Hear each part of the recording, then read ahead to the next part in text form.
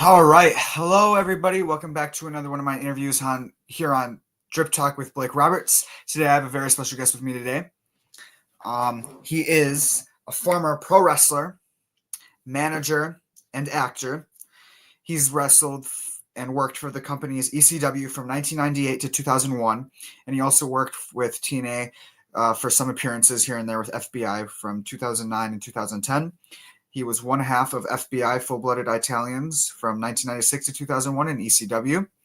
He is no other than Big Sal E Graziano, so we will get him on in here, and then we will start on with the interview. Hello. How's it going, man? I'm doing good. How are you? Good. Finally got here. Yeah, I'm glad we got this, and, we got it. So, all right. Is there anything else you would like to say before we start? No, just thanks for having me on. All right. Yeah, thank you. All right. So the first question I'll ask you is, when did you start doing wrestling? What made you want to get into it? It's pretty much the same story you're going to hear from anybody in my age bracket who got into the business. We all watched it on Saturday mornings. You know, we all had the uncle, the dad, the friend, whoever brought us to wrestling matches.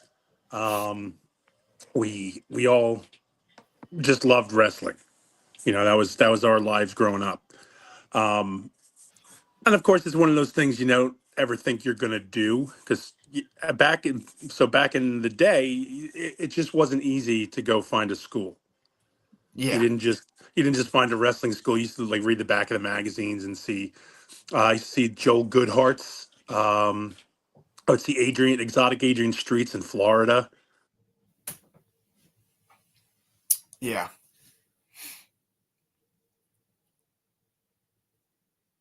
Mm.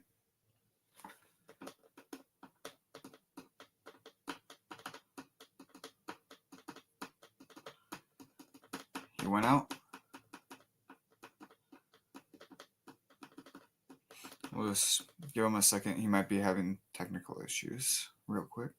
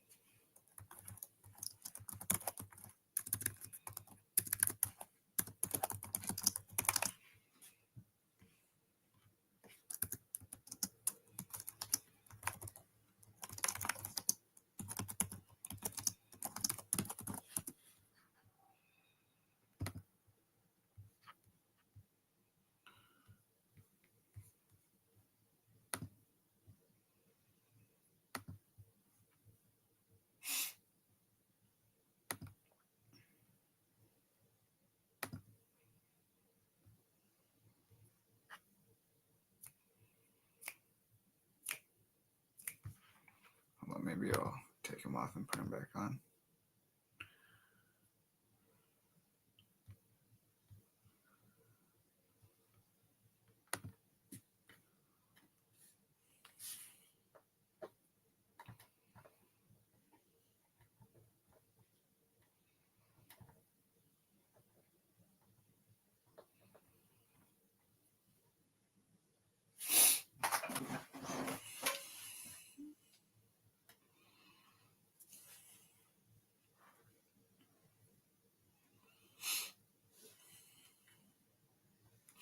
All right, he's coming back.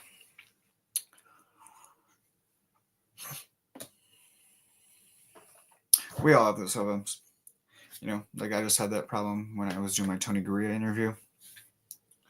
Yeah, I had a snowstorm and kind of took out my power. All right, there he is. Sorry about that, man. This is ridiculous. No, you're fine. I have no internet problems. Yeah, I mean, it happened to me in my last interview. I had a snowstorm. My Yeah, we snowstorm. just had ours here. We just had our snow. Oh, really? Yeah. Yeah. So what part of my what part did I cut out on? You cut out where you were Um, like when did you start doing wrestling? When made you really want to get into it? Oh, okay. Wow. So that far back. So let's see. So again,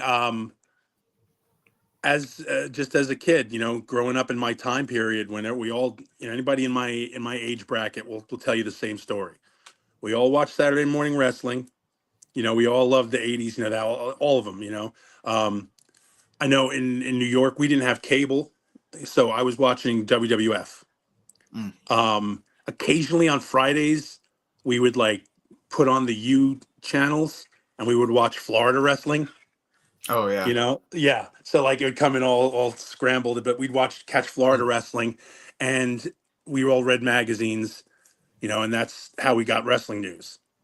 Okay. Back in the Yeah. old days, and then you'd see the pictures of Dusty Rhodes bloodied up, and the Purple Haze and Kevin Sullivan and the Road Warriors. Like, so magazines, those guys were like, oh, I wish we got that on TV. And then we would go watch WWF, but even that WWF was amazing back in the Oh day. yeah. You know, Yeah. Jimmy Snuka, the Samoans, Hogan, Sheik, all of them. Blackjack Mulligan, all those guys. It was just like you got to see all that, and that was everything. Like that was Oh holy yeah. crap.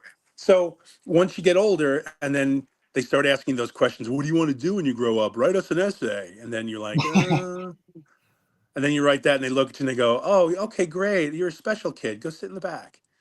And you're like, I want to be a wrestler. And they're like, of course you do, idiot. Go sit in the back. Um, and then I got older, I was about 16. I was at a UWA show in Jersey. Dennis Galam, he used to run shows local at the Armory. And I met Road Warrior Crash, who's Bill DeMott, Okay. Hugh Morris. And I got to talk with him after the show, and asked, hey, where's wrestling school? Because back then there was no internet to go look it up. Like it was real early on internet. Yeah. And where's the wrestling school? Looking up in a phone book and stuff like that. And all the places were so far away. I used to read in the magazines. Exotic Adrian Street used to advertise for his wrestling school in Florida. And it's like, oh, I can't. I'm never going to. I'm in Jersey, and it's like, Oh and yeah. then you find out, well, this guy Joel Goodhart had a school, and that's in Pennsylvania. I don't have a license yet, so that might as well be a million miles away. Hmm. I talked to Bill DeMott, and he had mentioned Johnny Rods' school in Brooklyn, Oh and I yeah. said, oh, that's a million miles away too. But my dad at the time, he worked in Brooklyn. He's an electrician in Brooklyn, so he would drive me in, drop me off, go to work. I'd work out at the gym, and then on the way home, he'd stop in, pick me up, we'd go home.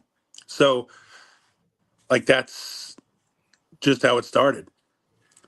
And Wow. then from that point on, then I met Bill DeMott again. I worked my first match. I worked with him all weekend. He's a great guy. Him and his wife, they were wonderful people. It was just, and then that was my introduction to the wrestling business. Just being around these guys, um, doing tours during the summer, like going to like state fairs and stuff, like the indie Oh stuff that you always yeah. read about. Yeah. And just getting to do that for your summer, and then you go back to school, because I was still in high school, and I was doing like Good Day New York and stuff like that. And I would have to go to school late, because like we'd do Good Day New York, and then my dad would drive me in, and then I got my license eventually and started doing it on my own. And then like my principal at the time saw me on Good Day New York, and I was coming into school late, and he's like, so, Mr. Valenti, what are you doing? I said, no, just late. Sorry. And I used to wear a hood, because like I thought it was a big secret. And it was a weird time, but I'm glad it happened all like it did, because it was good. It was a good experience, and it's like how you get into it. It's just, you want to do it, you're going to do it. You Hmm. know. But Yeah. I'm sure if, That's a good if you way. ask 100 guys will tell you 100 different versions of the same story. Oh yeah. You know. Hmm. Yeah. I've heard multiple stories like that, but like different ways and put into Yeah. different. You know. Yeah. But all of us were fanboys. We all started out just as fans, and then Yeah. that whole, well, maybe I could do that, maybe I could do that, and Yeah, and it's cool that your dad let you ride with him all the way there, Yeah, and that was that was amazing. pretty cool. Like I was very very lucky about Yes, having that support system. definitely. Who were some of your favorite wrestlers growing up? I know you mentioned a couple earlier on, but who were like some of your favorites to watch when you were growing up? To watch, Yeah. I was definitely. I mean, I was the Hogan guy. Okay. Yeah. Um, just because you just couldn't not be. But I used to like Stan Hansen. I used to like Freddie Blassie. Um, and I used to love just Freddie Blassie's just the way he would handle himself and talk. Um, I was a big Samoans guy. Love the Oh yeah. Samoans. Definitely. Um, I I'm not gonna act like I was like just the heel guy. Like I loved all the heels. I didn't. I was like I was a fan. I was like everybody else, and Yeah. I loved the heroes. But my favorites growing up were the guys who I think the guys who just more of once I got older, I started kind of branching out, and when I started finding out more, like Great Muda was on my list when Ooh, I was a teenager. Great he Muda was was great. top of my list. I used to love watching him. Great Muda, uh, Tiger Mask, Mills Maskers. Like I loved luchas. I loved the mask. Mhm. The whole thing of the mask was amazing. I loved it. Um, and guys like Vader. When I found Vader. Um, Once I found out about other wrestling, and had more access to it, it was just like, wow, man! I started getting videotapes, um, and just getting all like a lot of the Japan stuff, and just seeing different acts, and then go down south and see the different guy. Like it was just but like Stan Hansen, Vader, um, Andre, like those guys. I was into them. Like I just liked them, and they just resonated with me. But then I had Yeah. the guys like Sting, and I had the guys like Muda, who I wanted to do the stuff they did, and it's like, well, Hmm. that's just insane. Um, but I always loved their showmanship, and I loved the gimmicks. That was to me, that was just amazing. They were great, and they were just amazing at what they did and how they did and how they presented it. And that was to me, that was always such a big deal. Like those guys were like complete packages in and of themselves.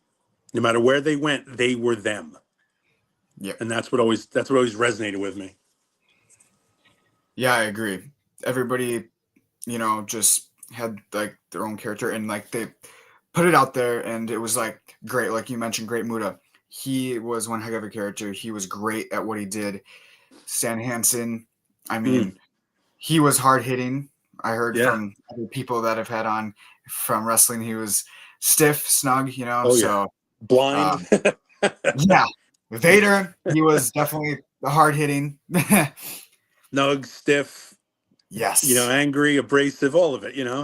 Uh huh. He's That's actually the one regret. I do wish I would have worked with him at some point. I would have liked to, because I would have liked to have gone back and forth with him a little bit. But Yeah, that would have been cool. um, yeah, it was those were the guys, and then um, like the sheep herders. I loved the sheep herders. I mean, bushwhackers not so much, but the sheep herders were great, and I got getting to work with them. I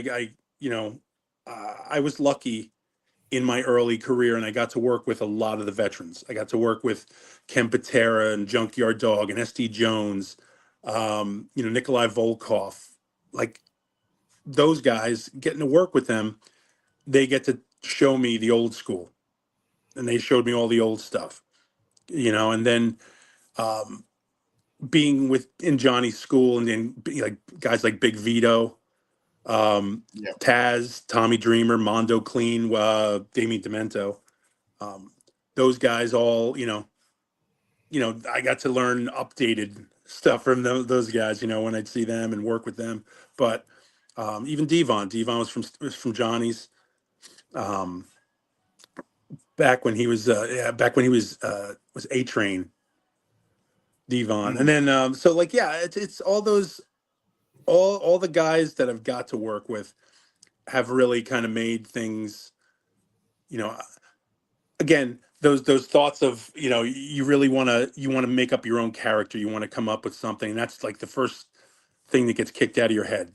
That's, you don't worry about it. It'll come. Whatever your gimmick will be, it'll come. Oh yeah. Now I think now it might be different, but like back then it was like, who cares what you want to do? You'll be told what Yeah. to do. That sort Yep. of thing. Yeah, definitely.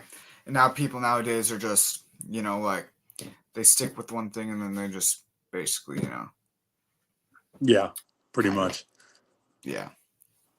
It's not like it used to be where you had 15 different gimmicks before you settled on one, and then if you got called up, they changed it anyway, and you Yeah. know, Yep. Who would you say has been the stiffest or snuggest wrestler you have gone in the ring with? what? This is gonna sound stupid. I've been pretty lucky, I guess, or maybe I don't notice. Maybe because I'm stiff. I don't know. Um, I don't I don't remember anybody being overly stiff or pissing me off or anything. Like I've always, because again, I was told, you got to work with everybody. So be cool. There's no reason to be a dick with anybody. So, Yeah. um, but even then, like I've, accidentally catch a potato now and then, or somebody, hit, but I can't say I've worked with anybody who is like stiff. Like, so true story, Nova, we did a Okay. show in the arena. We did a charity show, and Nova put a boot side of my head. Um, and then like 4 days later, I had to get my wisdom tooth pulled, but that was about it. Oh. I think that was the hardest thing I've ever heard. But again, he didn't do it on purpose, or he's going to tell you he did probably, but who knows? Yeah, who knows with him? Yeah. Is that probably like the worst injury you've gotten? Or is there Well, I've had something? no, I've had cracked ribs. I've had broken fingers. I've dislocated shoulder. I've had some now. It's like later on, 3 spinal surgeries. Um, I've had my injuries, but nobody's hurt me on purpose. Nobody's ever come at me and like had a vendetta or anything again. Not that again, it sounds stupid. Maybe I'm not aware. Right. What would you consider to be a weakness and then a strength of yours in the wrestling business? Weakness, maybe a regret. I wish I had. And this is more of the Mark side of this for me, I guess. Like being that, I wish I took more pictures. I wish I paid more attention to the moment that I was in, because I always thought I was like, it'll be here tomorrow. Right. Um, and looking back, I've forgotten more than I like. I've forgotten so many things, and people tell me things, and I'm like, oh wow, well, that did happen. That did happen. Mhm. And I wish I paid more attention, because again, it wasn't out of disrespect. It wasn't out of like, this is not important. It was out Yeah. of, this will be here tomorrow. And I thought it was going to go on forever. So I was like, okay, this is fine.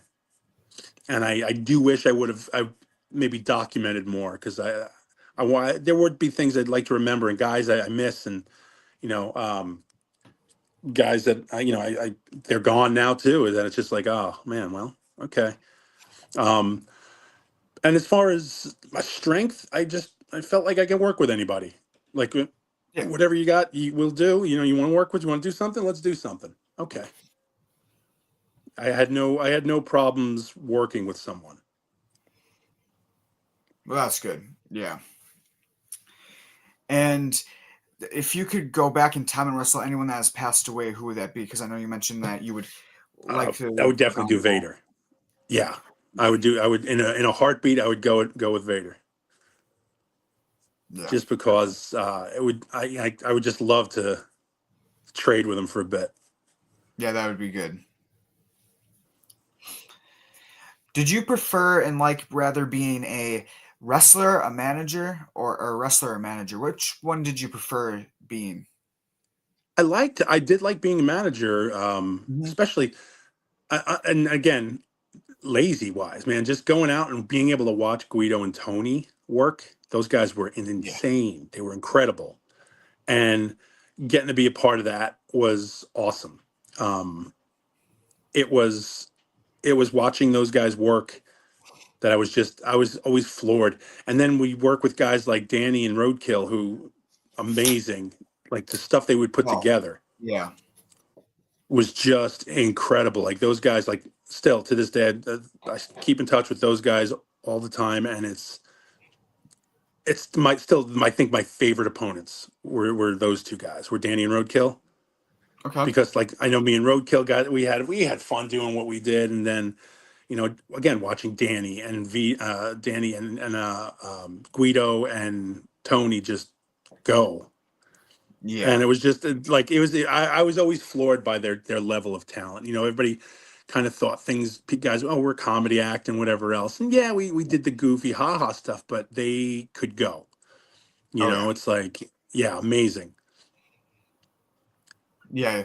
You guys definitely had the charisma and like the great ability to work well together between FBI and Roadkill and Danny Doring. Oh man, I would have worked them every night if we could, because it was just that much fun.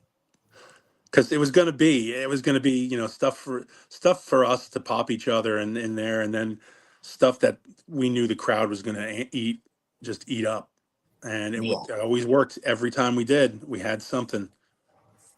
They produced definitely. something that made everybody go nuts, so it was good. Yep. How'd you get introduced into ECW? How did you get like put into Devon, ECW? How did that Devon start? Dudley. Yeah.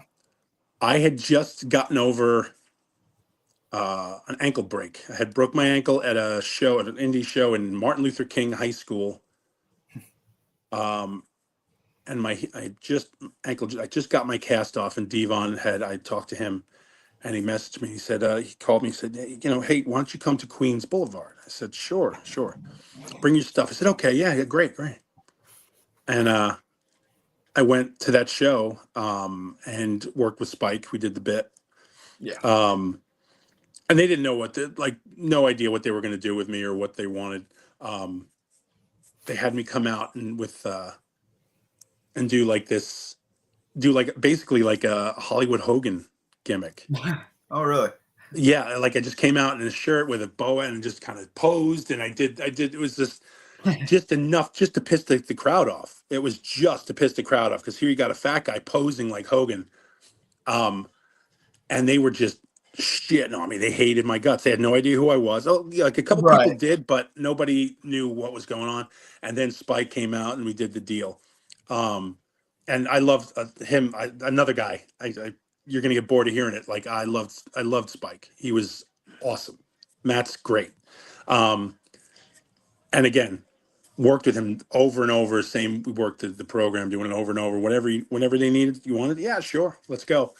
And he came out, did the bit, acid drop, and then I went to the back, and he came up, and he kind of gives me the thanks, and he walks away, and then like Shane Douglas and Bam Bam and those guys are, um, they're kind of all standing there looking at me, and I'm like, so is that okay? Like, was everything all right? Trying to get a feedback, and they're all just kind of giving mean mugging me a little bit.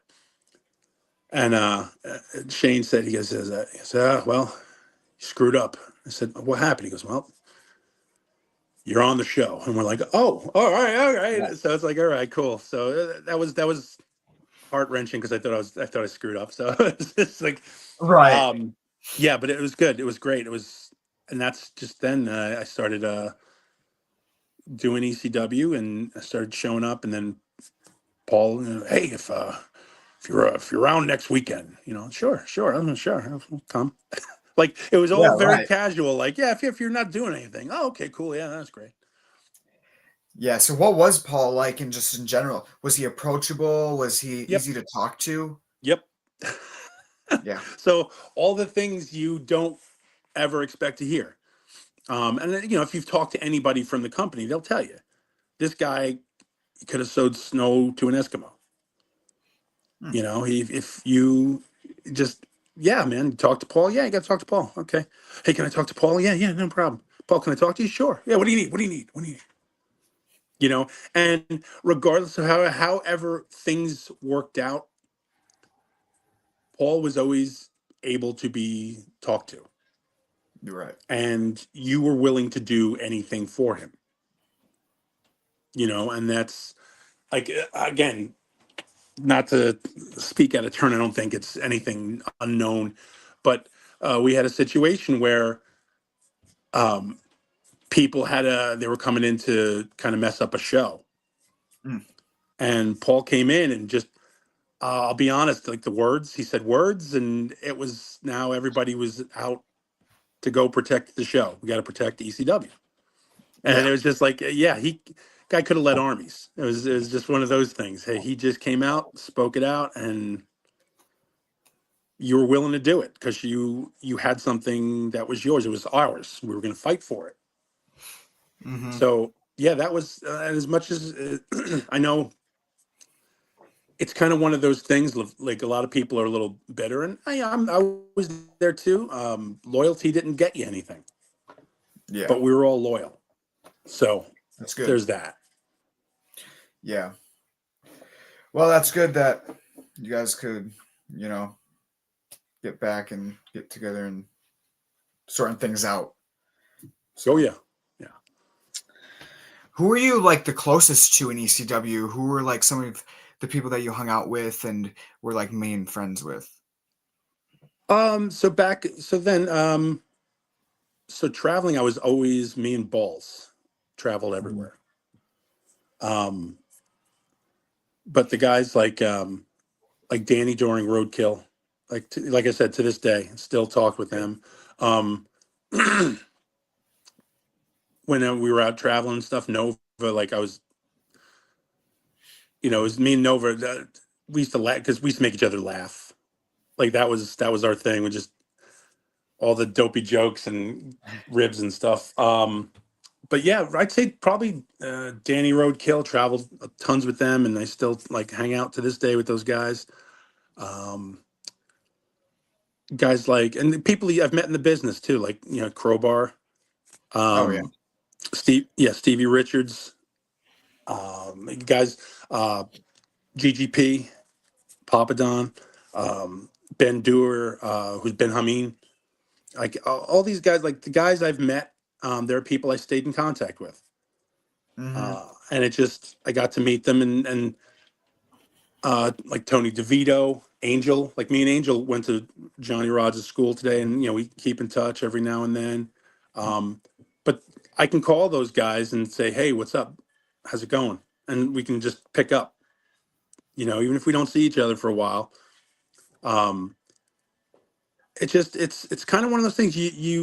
We all went through the same thing. So Yep. we all went through the ups and downs. So we all kind of went through that same fire. So we're kind of united by that. I know it probably sounds corny, but it's just, you meet guys who didn't experience that, or Mm-hmm. guys who were already in the business and made in the business, and they didn't experience what you experienced. You're cool with them, you love them and all, but then it's not the same. It's Yep. not the same as the guys who were next to you, kind of going through it with you.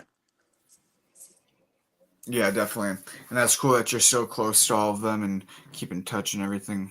Yeah, a handful of guys that you just never, you can't ever forget them. Those Of guys course. are your family, so you're with them. So. Yeah. Do you still keep in touch with anybody from FBI? And Oh yeah, any? Mama Luke, I talk to him constantly. We actually we check with each other. Oh, is he going to do a show? Are you going to be there? Are you going to be there?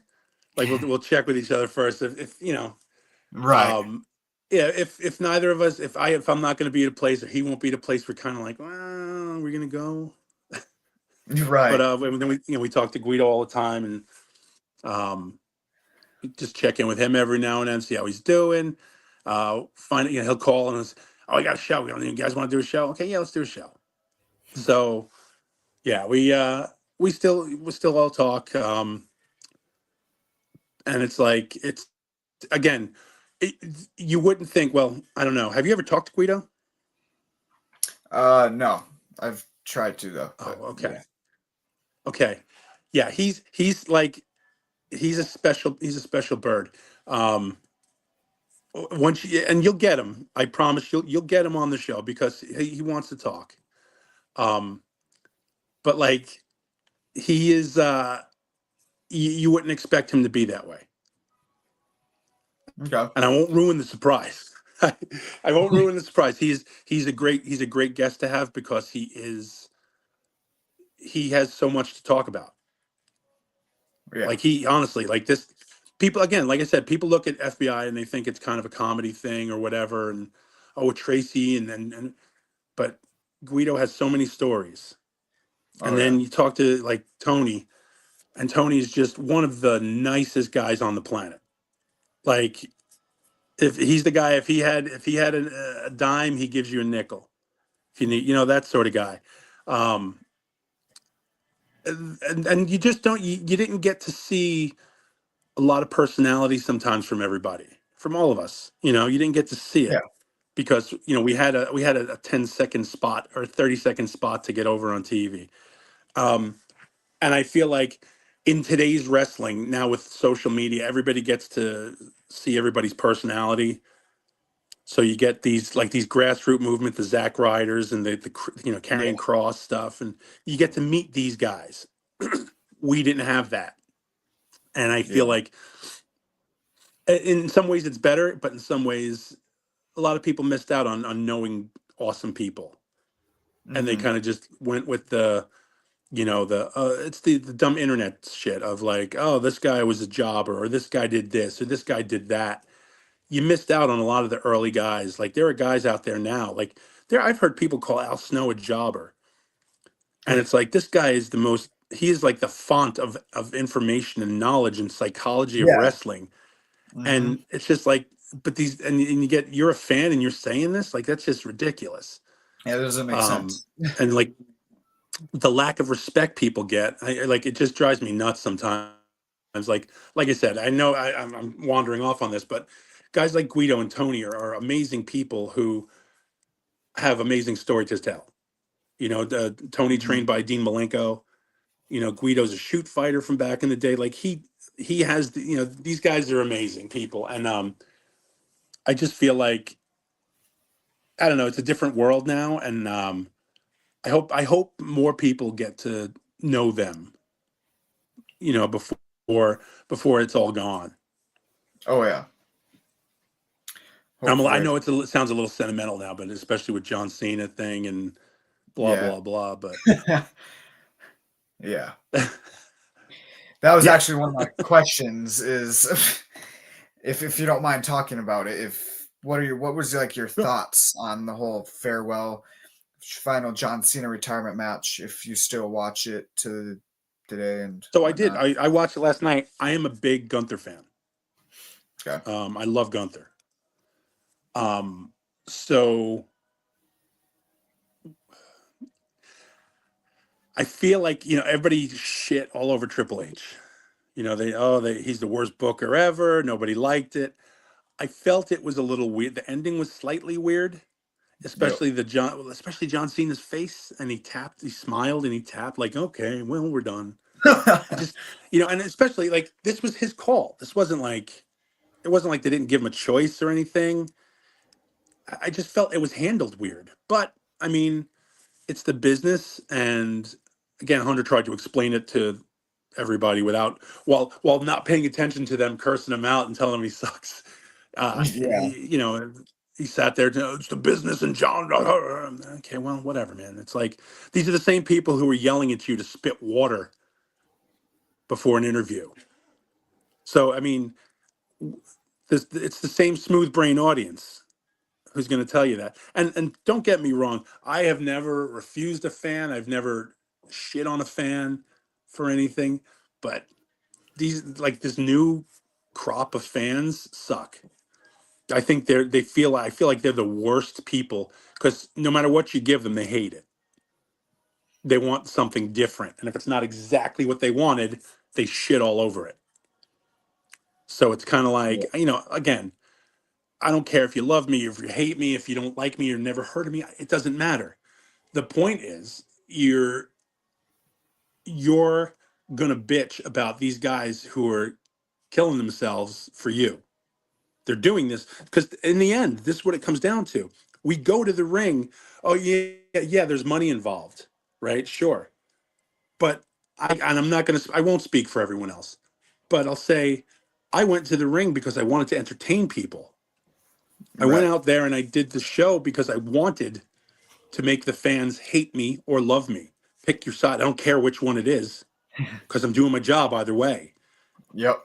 So again, to see this, and again to look back and John Cena during his heel phase, whatever that was, he was 100. He told nothing but truth. You Yep. all hated me. You all told me I suck. You guys wouldn't give me the time of day, no matter what I did. You shit on me. And then he turned and everybody hated it. So then they turned him back and everybody loved him again. It's like, are you seriously? These are the same fans who on Monday Raw, they hate Seth Rollins, but sing his song when he comes out. It's like, make up your, like, you people suck. You're terrible. And it's like, all they want to see Rhea Ripley. And who doesn't want to see Rhea Ripley? But all they want to see is Rhea Ripley. We want to see Roman Reigns. Meanwhile, they hated Roman Reigns a couple months ago. Couldn't stand him. They Yeah. boo him out of a stadium. But now they love Roman Reigns. They're gonna chant his name every time, and then they boo him. Get the like you people. I just feel like, and again, this latest crop of fans, especially with the internet and this Dave Meltzer idiot and all the other crap. It's like, dude, please. Everybody's an expert all of a sudden. Right. Yeah, I haven't watched wrestling since WrestleMania Las Vegas, and this is probably one of like the first shows I actually watched in a long while because I got busy and I wasn't really Okay, interested. Got out so of it kind of. let me ask you something. Obafemi and Cody. That was a good match. I thought it was great. I love Obafemi. I love Cody Rhodes. Um, the girls match, Sol Ruka, she was amazing. Oh yeah, that was That incredible. was insane. Yeah. And if you haven't watched like the women's, again, is unpopular opinion. The women's stuff has been like it seems like they're all just trying to do uh, gymnastics at half speed, Mm-hmm. and it's like you get in with them, and then it makes like a Rhea Ripley look bad or a Charlotte Flair look bad, and it's like because everybody's trying to do these flippy do moves and this and that and the other Right. thing. It's like just man, just have a match. Makes sense. I'd rather watch an old match of you get hit with a finisher, you're done. Mm-hmm. Nobody kicked out of finishers. Now we have to have 7 or 8 finishers in order to finish a match. And I would like to go back. I'd love to go back to old days where your finish is protected and you get Yeah. hit with it, you're done. Like Jake Roberts DDT. Nobody got up from it. Yeah. Nobody kicked out. And it's like the minute they started opening matches with DDTs, it's like, well, that's gone. And but I was happy with what they did yesterday with a lot of the stuff. I was glad to see. I didn't want to see Cody get hurt. That was insane. But Mm-hmm. it was just like Obafemi's great. And they I hope they push him to the moon. And Yeah. the Salruka stuff and with Bailey was great. It was good stuff. And even Miz stuff was awesome. Oh yeah, that was good when he came out and our truth Yeah. and everything. Yep, and they did their bit. It was fun. Great. You did it. You had a little ha ha because that again. We were talking about that Saturday night's main event. Saturday. I Mm-hmm. don't know how long you've been a fan, but Saturday night's main event used to be fun. Yeah. Saturday night's main event didn't have a pre-show. It was a goof show, Yeah. And now it's like they had a pre-show and they were treating it like a pay-per-view. And it's like it's Saturday night's main event, guys. Like they used to have Halloween parties on this. And like that was where they'd show Fuji Vice or whatever else. They'd show these bits on Saturday's main event, and it's like I feel like they've gotten away from that, obviously, because they're trying to do business. But Yeah. I mean, that's wrestling misses some of that. They need some of that, and Yeah. again, too much of anything is not good.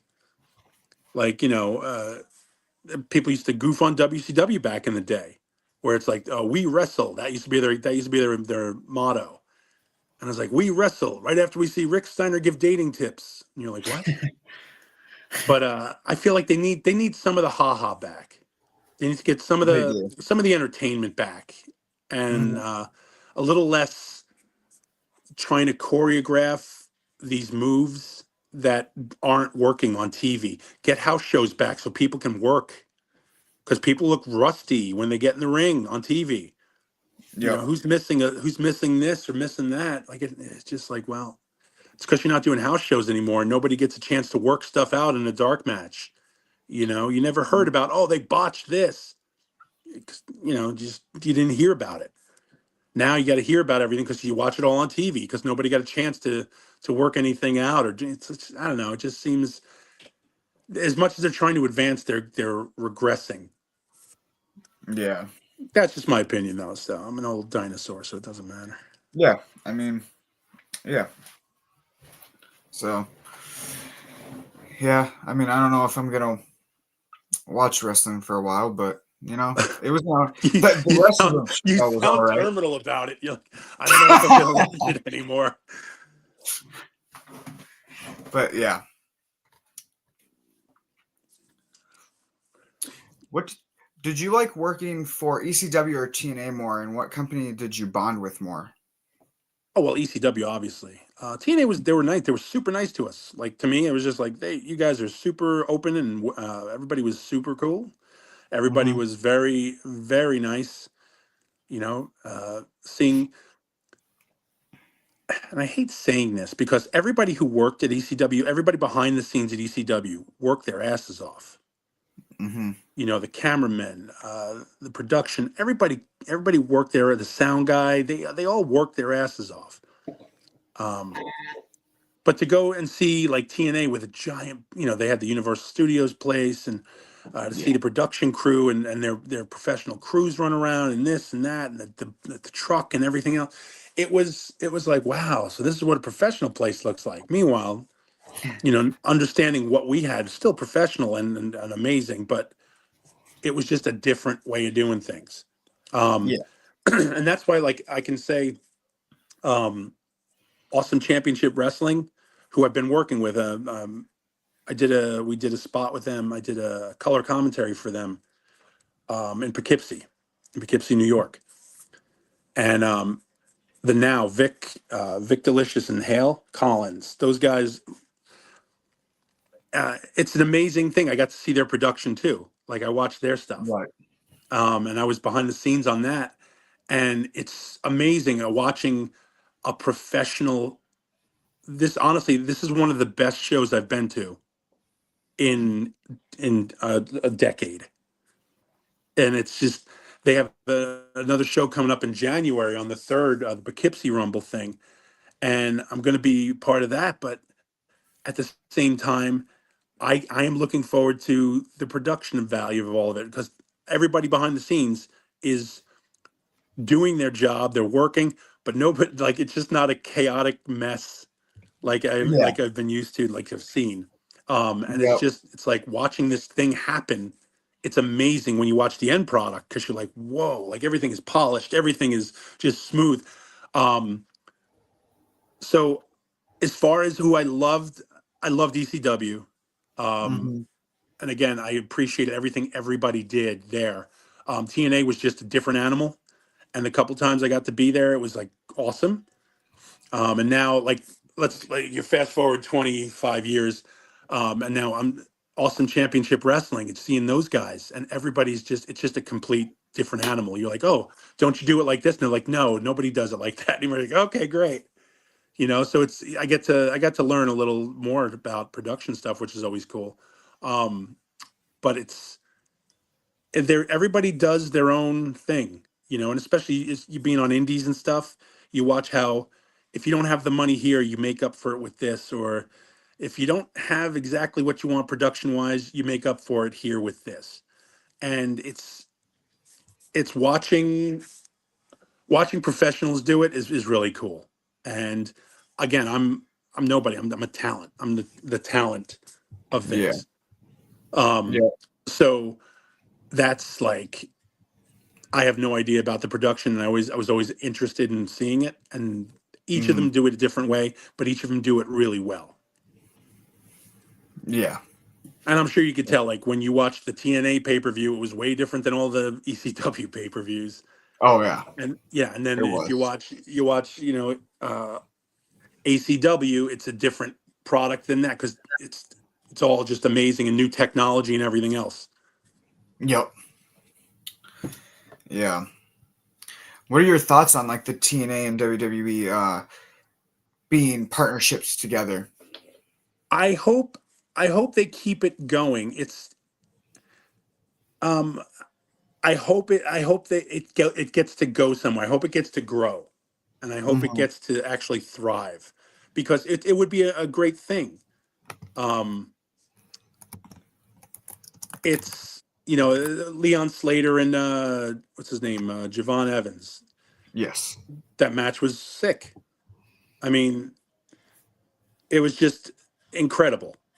You get different talent, and I'm glad we've gotten past, to a degree. I'm glad we got past that. Other places don't exist except for us. Hmm. I'm glad they've moved past that. um Whatever feud you want to have, you have, but I do hope that kind of maybe works out into other people doing that with other places as well. Definitely. Yes. I like the pairing of them.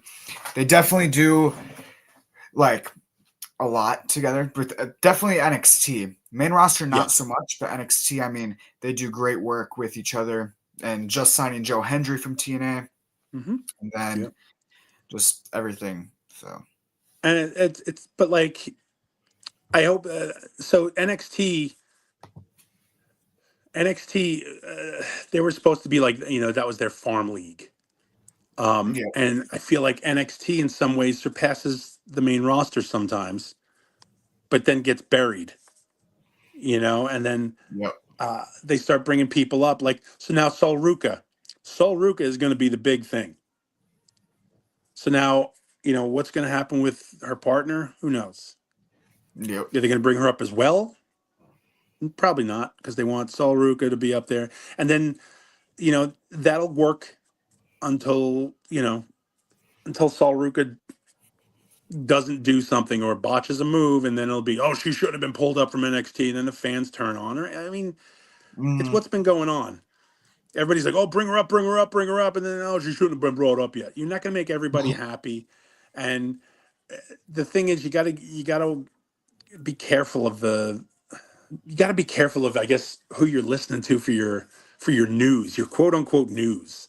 yep, um yeah, it's just like, you got people don't like Jim Cornette, people don't like Vince Russo, people don't like Eric Bischoff. It doesn't matter if you don't like them, you don't like what they did. These guys have so much knowledge. Whether you hate them or whatever, you just got to listen, though. Like, just listen to them. You might not agree with everything, but listen to what they're saying. They all make sense. And I don't like the way yep, he says it. Well, too bad. Like, this guy has been in the business for 30 years. Listen to him, yeah, and then you get a guy who's never been in the ring, who's going to give you a 5-star match. And that's what people are basing their love of the game on. Like, what? I mean, give me a break. Stop yeah, already. So yeah, I feel like the NXT thing and TNA and WWE, I hope they keep it alive, and I hope they make something grow out of it. yeah, And don't rely on the oh, they're an invasion. Like, we already did this, guys. We already seen that. But everybody's yep, seen the invasion. But make it where, everybody's plausible. Make everybody, give everybody the chance to show themselves. And I feel like this, again, like I said earlier, it's a different time. You get to show people's personalities. yeah, Like a Chelsea Green, and this is not a slam on her in any way, shape, or form.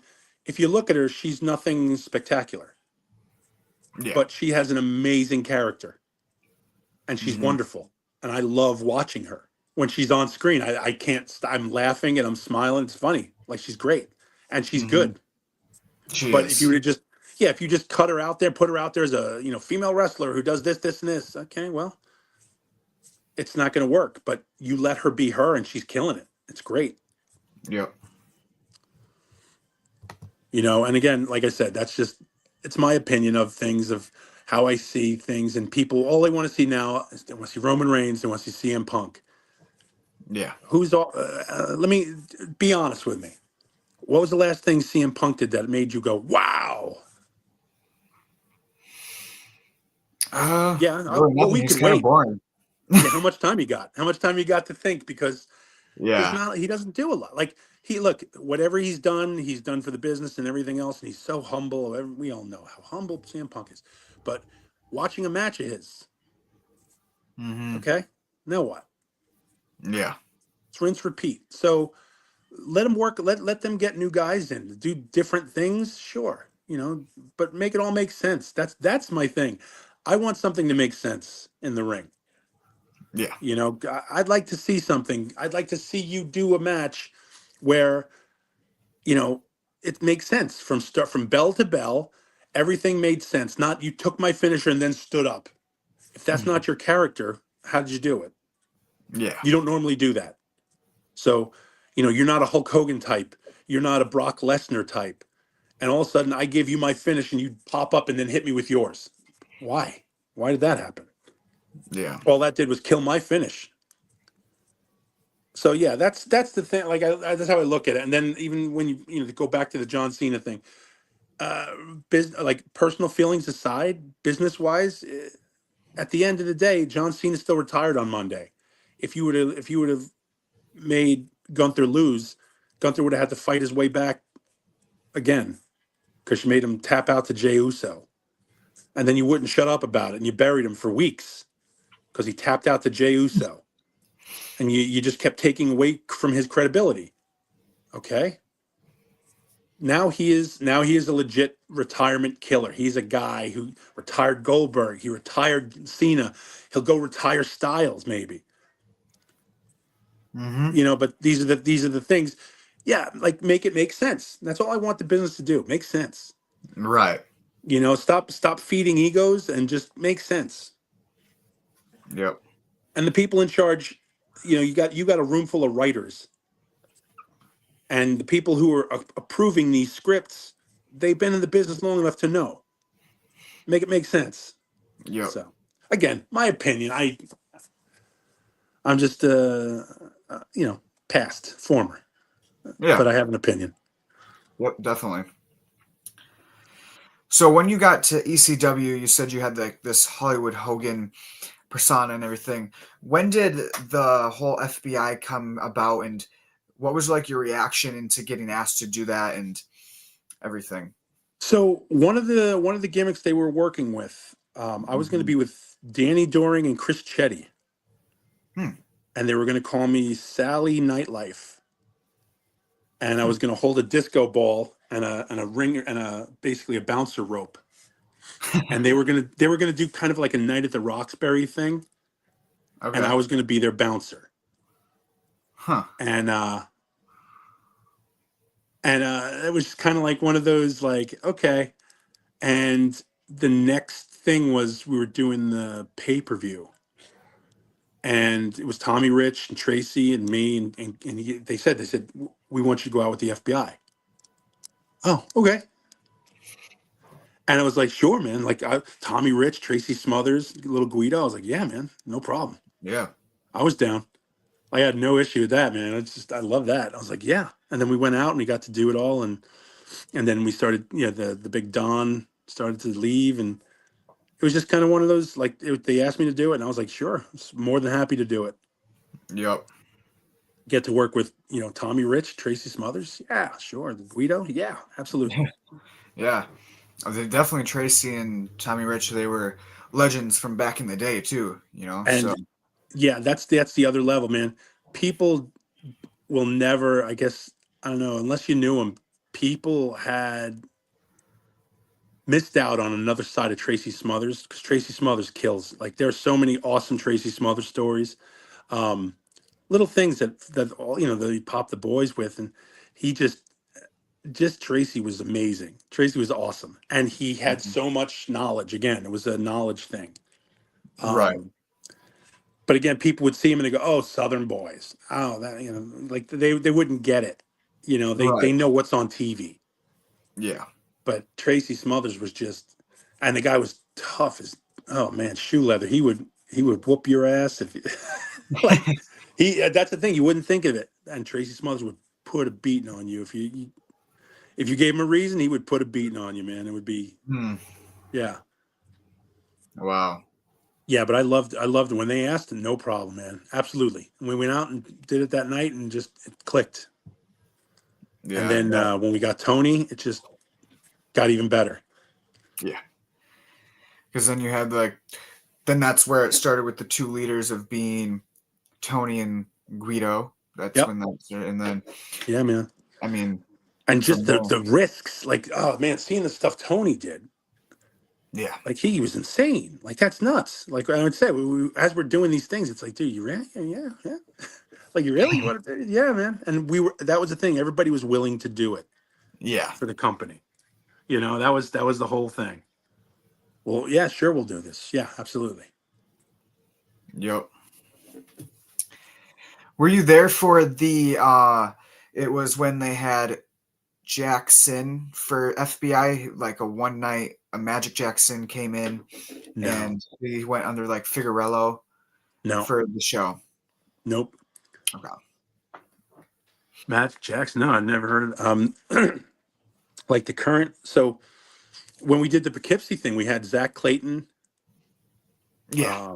Yeah, we have Zach Clayton, Guido, and Danny Doring was an FBI member, and Yep. against Dreamer, Crowbar, and it was match was awesome. Like it was just great, man. Again, watching those guys all work is just great. Oh yeah. Definitely them rebuilding FBI, like you just mentioned with them too.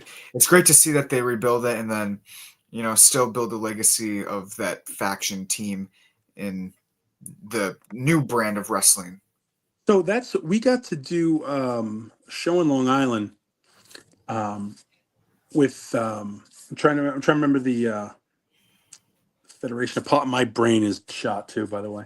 Um, we did a show where we had the FBI. It was me, CJ Bambino.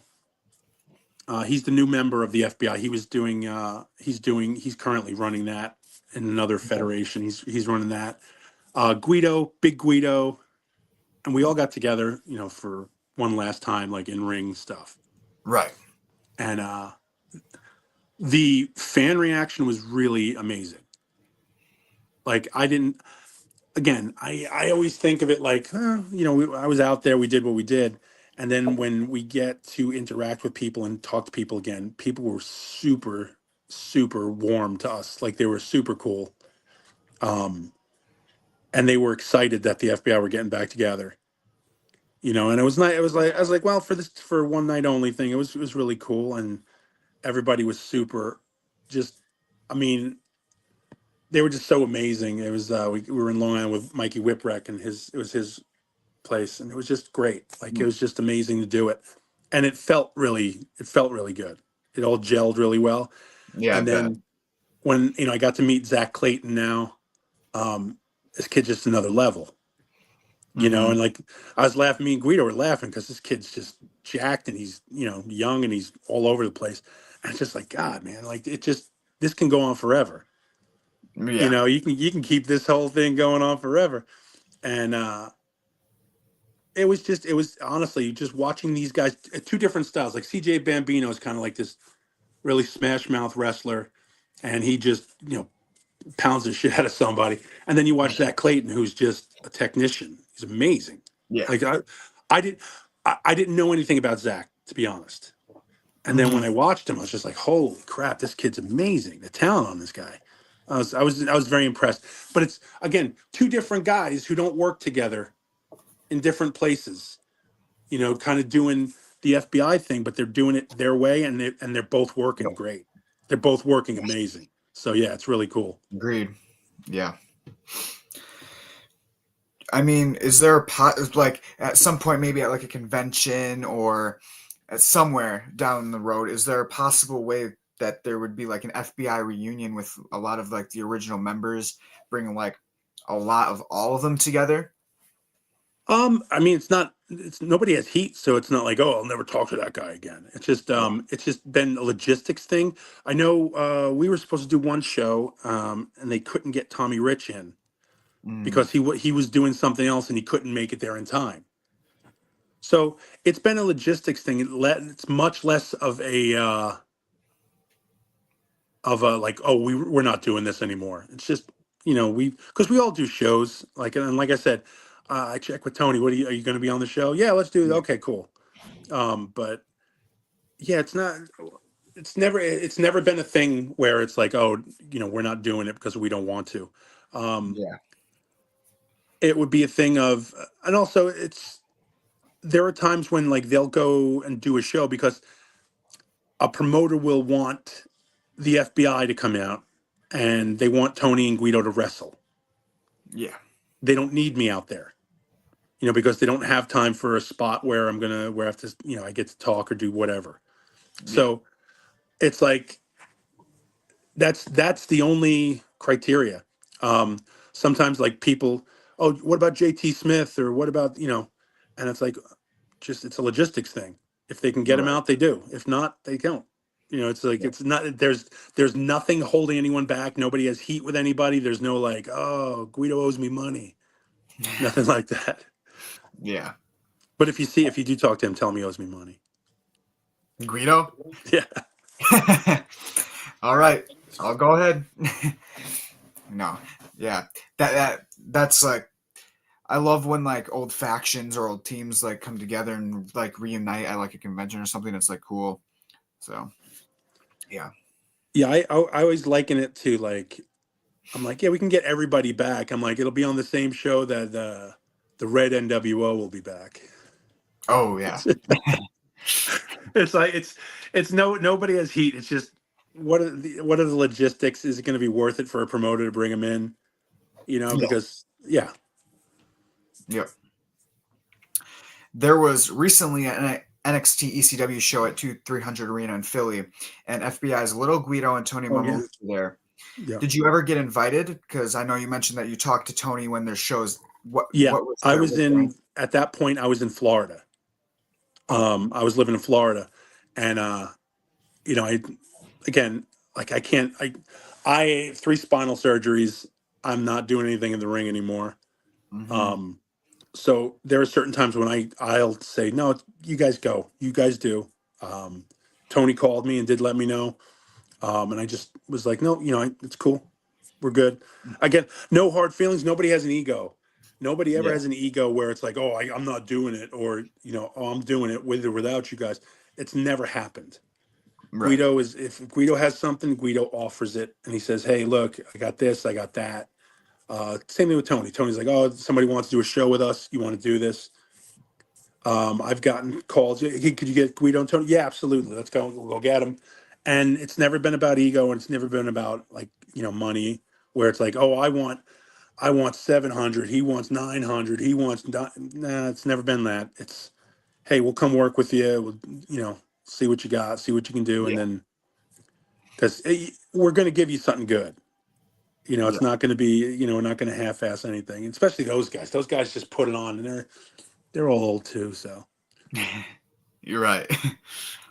I was actually watching that show, and okay, there was a person in the front row corner, and it was a look-alike of you. I literally had to message someone from ECW and send him a picture and ask if it was you because it looks so much like you. And they said it wasn't, but obviously because you weren't there. But I yeah, mean, it looked where was so it? much Because like you in the front row because they interacted with you too. They did, and like, so it was like, yeah, so I've done it. I've gone to shows.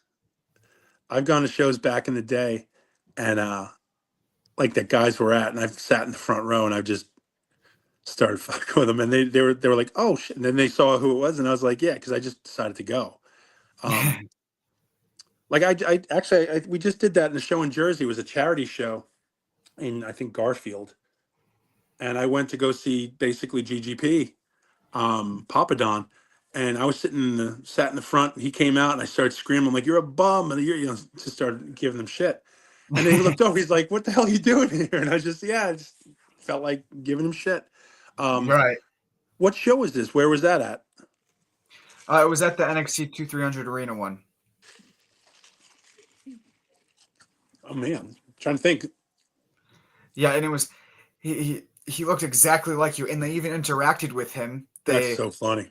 It was like I literally yelled at, like, I was like, "Oh my god, it's Sal! Oh my god!" And I was jumping up and down. I was like, "Oh my god, no way, he's back on TV!" And then I That's asked so funny. someone, and then they said, "No, unfortunately." I And then had it's when I funny. got my hope. I had a kid from England who used to cosplay as me. And like that's just like honestly, that's just weird. Sometimes when you're like, what? Like, huh? But Right. I went up talking to the kid like online. Nicest guy. Like he introduced me. I videoed him because he asked me if I had you know if I had pictures of stuff. And that's well, like I told you earlier. I wish I had more because like I don't even have. I think I have a FBI T-shirt. I wish I had Right. gotten more of those things. Um, but like I started talking to this kid just because he asked me, he's like, can I buy pictures from you? I'm like, listen, if I have pictures, I'll send them to you. And then I talked to this kid's family. Like he had me on video, and I talked to his whole family, and they told me he cosplays as me as every convention. Wow. And oh man, yeah. So I sent him a hat. I sent him one of my hats. But like, I just it was so amazing hearing. And then when you meet people, and you realize that you were them Yeah. because what was I doing? I was making cardboard belts when we were kids, and we'd Right. bring them to shows, like an idiot, like stupid idiots, and we'd bring our stupid little cardboard belts, or we'd wear a mask to a show Yeah. because that's what we did. So again, seeing Yep. them, it's just like, wow, you guys are just way more advanced than we are. It's Yeah. just, you guys have real belts and real masks and stuff. It's like crazy. So yeah, Yeah. it's kind of cool. Um, and to me, that's always worth it. That makes all the nonsense. It's like that's cool, man. I can't even fault that. So again, Right. like seeing somebody somebody looks like me, which I'm sorry for them, but um, it's just like that's kind of cool. I'll have to I'll have to send look you that up. photos. I'll Yeah, have to please look through the do. Yeah, photos and send you the photos too, because I mean, yeah. it looks so much like you. So That's so freaking crazy. yeah. All right. Where and how did you come up with the name Sally Graziano, and where did that like fully? Paul Heyman. Oh yeah. Yep. Yeah, he came. He told me because it was like we had no idea, what they were gonna do, Mm-hmm. and Paul just came out of his mouth. There it is. It's like okay. Yeah, And he then just at threw first, it at you, and you're like, all right, yeah, I'm out, I at guess. first, like I said, there's that little kid side of you that's like, oh man, I Mm-hmm. want a cool name, and then you just like, yeah. By that time, you're just like, whatever, man. Cool. If Yeah. you guys are happy with it, I'm happy with it. Mm-hmm. Did you have like something that you wanted to? Did you bring up anything to them about what Nope, you wanted to possibly do? nope. I didn't even because again, it's a different world. Um, Yeah. and you realize that, it's the business side of that. When you get there, you're like, I'm scared. I don't want to shit on anything. I don't want to step on anybody's Yeah. toes. So whatever you want to do, you don't. The people who go up with you, listen, I got an idea. I'm going to come out as this. I'm going to call myself this. And they're like, are you? Great. No, we're not doing that. um, Right. so yeah, that night when I went to Queens, it came out and that's it. Boom, boom. Hey, you're going to Sally, do this, do that. Sally, boom, done. Mm-hmm. And Interesting. then yeah, and I think he might even did it just so he remembered my name. Yeah. That sort of thing where he's like Saluch, Sally, and that's it. Yeah. Whole bet. So Yep. In 2010 in ECW, you had a match against Scott Hall, which you won. What was it like Kitsy. getting to defeat Scott and work with him in general? And what was he like in the ring and just in person too? So again, this is like this is like the apex of everything. Yeah. Um, he suggested it. He came up to Dreamer. Wow. He Wow. walked up and said, "How about this?" Um, he talked with me and he's like, "Are you cool with this?" I said, oh, are you kidding me? Like, like, Like, yeah, wow. yeah. He and again, what you know what everything John Cena, everything we talked about John Cena, Hmm. all that stuff about him. He wants to give back. He wants to put the guys over. He wants to do this. He wants to do that. That's what Scott Hall want to do for me. Wow. He offered. That's He brought it up. He brought up the Dreamer. He's like, "Hey, we're gonna let's. How about we do this?" And it's kind of like, okay. And then when do we do this? And then we'll do this, and we're gonna do this. Okay. And I got to talk to him at the arena years later, and I hmm went up to him, and again, I was like, "Hey, I don't know if you remember me," and he's like, "Shut up, idiot." And then and then I told him, I said, I just wanted to say thank you. I said thank you that night, but I wanted to thank you because you didn't have to do any of it. He said, no, man. He goes, Yeah. it was my pleasure. He goes, we had a great time. We had a great match. I said, yeah. And then I saw him at a couple of shows around the area after that. I've seen him, and it was just, hey man, it was a different world. It was like, wow, man, I get to, shake his hand and work with him. I've worked with him. Yep. So cool. And it was a respect that I can't ever, I guess I can't ever repay it, but it was just like, wow, man, like just that was a whole game changer of like how to treat people. Yeah. And no matter what you want to say, no matter people want to say stupid things or, oh, I saw this, when he did this. Yeah, but that guy was a class act. Yep. And, no matter what you say, that's not going to change. The guy still had a heart, like an Yep. amazing heart. And Yep. he was there for the business. It wasn't about ego. It wasn't about that. He was there for the business. And I mean, that's at the bottom line. That's what we all should have been there for. Yes. And again, not to be corny about it, but that's that's just there is no other way to kind of quantify that for me than that Right. night. That quantified all of it. That boils it down to the bare essentials of that is just an amazing level of generosity. Oh yeah. So, That. like, I understand it, and so I want to bring something up too.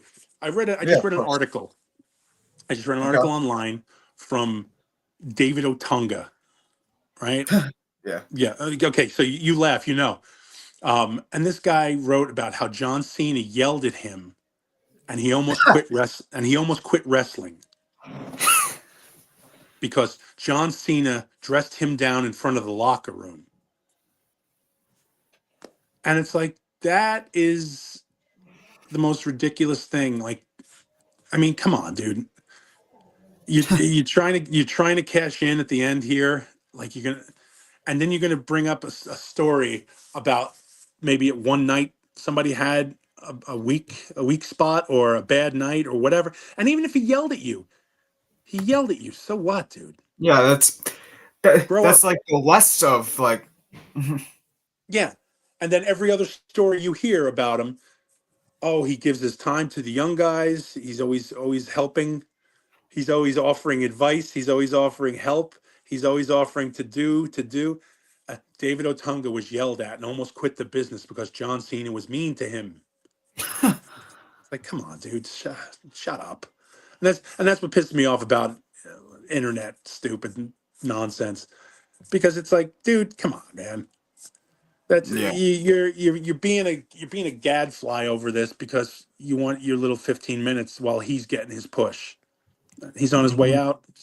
I mean, even if let's say John Cena had a bad night, right? And John Cena yelled at me, dude, you're an idiot. Man, what's wrong with you? Well, what did I Yeah. do to deserve being yelled at? Did I do something?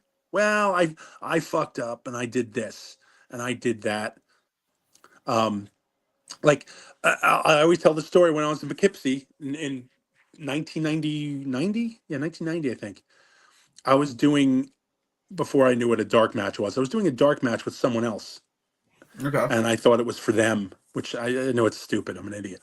But I was at WWE, and then I put my stuff in a room in Poughkeepsie in the Mid Hudson Civic Center, and somebody kept moving it out of the room. And I didn't understand. I'm like, I was there super early, and I made sure I got a place. Turned out it was Lex Luger. He kept moving my bag out of his room. And then when I went to apologize, I'm sorry, I didn't know it was your room. He shut the door on my face. Oh, wow. And I was like, what a douche. And the next time I got to see him, he was in not great shape. And I was always like, fuck him. He was an asshole. Mm-hmm. And it's like, well, fuck that guy. He had a bad moment, and I've always told that story. I've always told the story. Lex Luger was a douche to me because that's not. Oh, I was in a bad mood that day. You don't treat. I was nobody. I was a 17-year-old kid, Yeah. and you were a dick, and you didn't have to be. And then when I was apologizing, you fucking blew me off and did that. Go fuck yourself. That I have no time for. I don't care who Right. you are. I don't care what you've done in the business. Go fuck yourself. Don't treat anybody like that. And I've never treated anybody like that.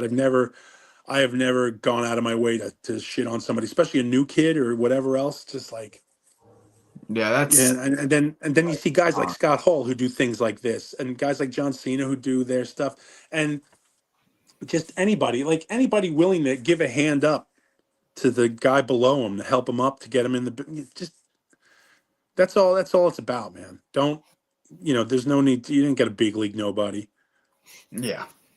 So, I mean, there are certain people like that. You say, and people always talk, they have stories, horror stories about this guy or that guy that everybody loves, and oh my gosh, but Mm-hmm. yeah, it just those are the things that I'm just kind of like, yeah, I don't know. It just kind of rubbed me the wrong way, and I've been it's been sitting in my head this whole thing all this time. All I've heard, nothing but great stories about Cena. Great stories about how he always helps the young guys, how he's trying to help them out. Yep. And in a business that's rough on everybody's worried about somebody taking their spot. He was established. He didn't have to worry about that. He didn't have to help anybody. Right. He could have sat in his own locker room and done whatever he wanted to. Mm-hmm. But he offered to help, and I feel like that goes a long way for me. I don't know. Yeah. Somebody wants to know any future appearances in 2026. This is when we were talking about like just FBI um, reunions and stuff. well, I'm going to be in ACW on January 3rd in Poughkeepsie in the Mid Hudson Civic Center. Well, now it's something different now. Excuse me, sorry. Um, I'm going to be doing color commentary. It's going to be Zach Clayton against. Oh my gosh. Um, Help me out here. My brain is shot. The Big with cast in oh Enzo. Enzo. I Enzo. kept thinking I'm like Nunzio. I'm like not Nunzio. Enzo. Yeah, Yeah, that's far Zach, off. yeah. Zach Clayton and Enzo. Okay. I'm gonna do commentary. Um, and that's for the Poughkeepsie Rumble. And then again, there were supposed to be a couple shows coming up. I can't give a date because they were TBA. Okay. But if I find them out, I'll let you know. But yes, again, there's nothing keeping us from doing shows. It's just a schedule or logistics of things. Hey, you want to do a show? Sure. Where you at? Oh yeah, you here? Okay, no problem. Yeah. And I Right. feel like I'm back up in Jersey, so it's going to be a little easier to go to the local shows. And I love going to the shows. That's the thing. Like Mm-hmm. whether I'm on them or not, I don't care. If I'm sitting out front or in the back. I don't care. I like watching the new indie stuff Oh yeah. because it reminds me of what I loved back in the day. Yep. So I love going to watch these guys. They're just I don't know. I'm a big fan now of some of these guys who have their stuff down already, and it's kind of like, holy crap, you guys are way ahead of where I was at this point. So it's like it's Right. really cool to see that. Yeah. Definitely. In 2000, again, you also had your pay-per-view match at ECW Heatwave against Balls Mahoney, Mm. where you came out with a victory in that one too, which Yep. was like one of your only pay-per-views that you were part of in a As a match-wise. wrestler. Yeah. Yes, as a wrestler. What Yeah. was that like for you getting to win on that pay-per-view Oh, it was against somebody great. that you were close Again, to? because me and Balls we were friends and we were talking about it the whole Yeah. time we were riding because we both flew out of Jersey. You know, we'd fly out of like Newark or we fly out of Philly, and we're talking. Okay, so what do you want to do? All right, and then of course just he goes nuts. He was always over the top. Like even in real life, he would start. Oh, okay, then check it out. What we're gonna do? And we go through this whole bit and he would start, let's do this. I'm like, all right, let's do this. And then we'd go to Dreamer and be like, hey, we're gonna do this. And he's like, no. He just, no, no, no, no, no. So and then we finally came up with what we are gonna do. And then it was just like, well, let's just go. Big and short, sweet, and get to the point. There were points where like I told him, I said, better hit me with that chair, man.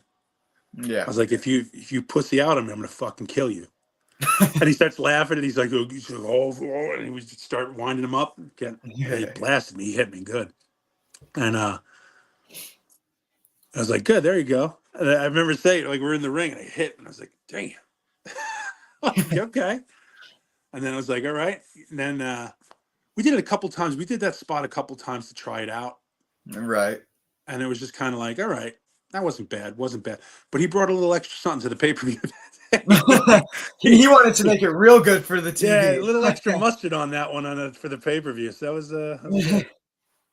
But yeah, it was fun. It was great. I mean, again, got to work with my buddy and the crowd liked it, Well, you know. that's good. And that's the thing that shocked me too. I was expecting like people to shit on it and they didn't. And I was like, okay. And I think a couple of guys saw that, like, Dreamer and Paul saw that too, that okay. So it was cool. Yeah. What are some like on the road stories that you don't mind sharing with your time with? Is there one? Oh, That's I mean, all right to share. like, what is it? Yeah, what are we allowed to say? Like, what there's I mean, whatever you want. um okay, bad. Okay, come here. I guess so this is just to pull other people into my stupidity. We were in Florida, Mm-hmm. and I can't remember the name of the club. We were at a club on A1A or right off A1A, and there was a bit of an altercation. Um, and we left that club, went to another club. During the altercation in the one bar, I lost a flip flop at some point. And then we went to the next bar, and me, Danny, and RK went in, and I was asked to leave because I only had one flip flop on. What? The bouncer was the warlord. What? Yeah, the warlord was bouncing at this club, and he's like, you can't be in the club without a shoe. And I said, oh, come on, man. And I was a little drunk, so I sat outside and I bothered the poor warlord all night long. I bothered that poor man mercilessly because I was waiting for the guys. The guy stayed inside. I told him, I was like, you guys hang out here. I'm gonna go hang out with the warlord. Right. I mean, hey, And that's they a cool stayed. moment. Yeah, they stayed inside, and I was hanging. This poor man. I have since apologized to him because I've seen him. And I told him, and I think Danny did as well. Danny saw me. He's like, hey, but I was just like, oh man, I'm sorry. I didn't, again, drunk, stupid, but I just sat out there with the warlord and just bothered that poor man. Yeah. It's, yeah, and that's one of the safer stories I think is. Yeah. And if you do like an up all night show, we can do one. We tell you different stuff, but Right. During the ECW time, for example, ECW One Night Stands or yeah. like other FBW, FBI reunions. I know we just mentioned about other reunions, but like ones that were closer to like not further out of your career range. What like why were you never part of like those reunions? So the first one night stand, I was in. I was having spinal surgery. Mm. The next time that Dreamer called me, I was recovering from another spinal surgery.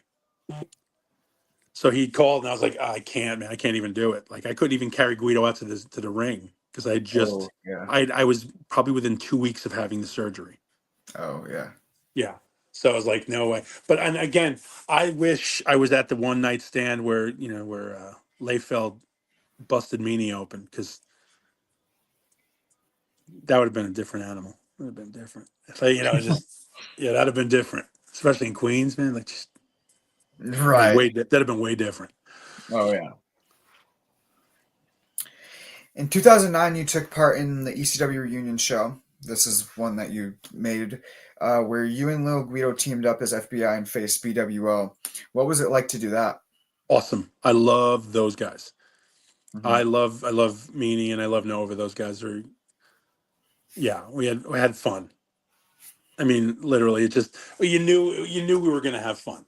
Yeah. Going into that match, there's gonna be watching Nova and Meanie, because I know a lot of people,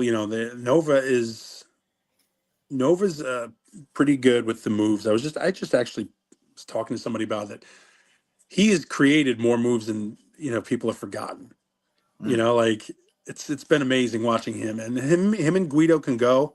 So I knew they were going to carry the match, man. Me and Meanie are there for the extra. For So kind of like a comedy skit. yeah, we're there for the backup. We weren't the Yeah. main event, but Right. like that's the chemistry that worked, Yeah. you know, and again, if it was, I would have ran a program with those guys any day of the week, Mm. because they're. I knew nobody was going to get hurt. I knew nobody was going to have an ego. Nobody's going to do it. I have no, again, those guys, amazing. Love those guys. Yeah. Yeah. They were great. BWO in general was just great Yeah, as a faction. brilliant. Yeah. And then also at TNA Justice 2010, which was not too many years ago, you made an appearance. What exactly did you do there for your appearance at the show, and what was that like? So, okay, I'm going to have to remember that, because that's what, 15 years ago? Yeah, And that was in Florida, right? It was, that did we do the dance off? I think so. Yeah. Um, Simon Diamond, love Simon Diamond, Mm-hmm. right? Because Yeah. I think that was the last time I saw Tracy. I'm trying to remembering dates and times is awful. People Mm. in wrestling usually remember dates and times, and they're like, "Oh, this time." And I don't remember any of that stuff. I just Yeah. remember like what we did on that night or whatever, and I'm like, "Oh yeah, that's that night." But yeah, we Swinger and Diamond, and then Kid Cash, right? Yes, I think so. Remembering that right? Yes, it was Davey Yeah, I'm sorry. Pazner I'm from sorry. FBI. I have to recall it too. No, Um, you're fine. and yeah, we just had fun. We had fun with that. We went in, um, and again, it was just kind of like they were super nice to us. We got to go there. We're at the Universal, and everybody was just super wonderful, super Hmm. open to us, super cool. And then getting to do that match where the crowd kind of got behind me, which was cool. Um, and we were doing the dance thing, which is always a goof. Right. Bub always yells at me because he says I stole his dance. I just think it's a generic, like, dumb fat guy dance. That's why I stole it from Oh. him. um, but yeah, you know what? I'd like to go back to. I'd like to add that to the list. I would have liked to have worked against the Dudley Boys. Oh, you didn't? I thought you did. I Or never was it got see. you managed? Yeah, I would like to have worked with against like me, Tony Guido versus Big Dick, Bubba, and Devon. Mm, That would that have would have been been good. fun. That'd have been a Yeah. good one. Because Hmm. Big Dick was, I love Big Dick. He was a good guy. Yeah. But yeah, like honestly, that would have been a great. I think that would have been a great show again, just because it would have just been a fun match. We would all just done stuff to just try to pop each other, and it would have been great. Oh yeah. Yeah, you and Big Dick Dudley would have a good like match, I would Oh, think. yeah. We used Yeah. to we used to we used to laugh in the back. Like that was the thing. Like in the back, we used to laugh at all. It was like you go to work and then just have fun there. Right. Like even when you didn't want to, you were just you didn't want to be there maybe, and then you got to see everybody, and then you just remembered why you were there. Yeah. Yeah. Yeah, Big Dick was one of those guys. You saw him, you're like, oh, all right, cool. Right.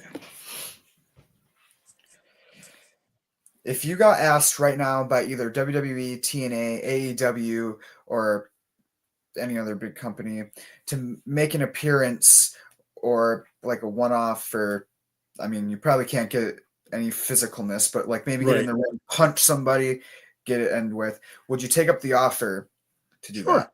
I mean, yeah, it's you want to like honestly, yeah, got something good, got an idea. Let's discuss the idea.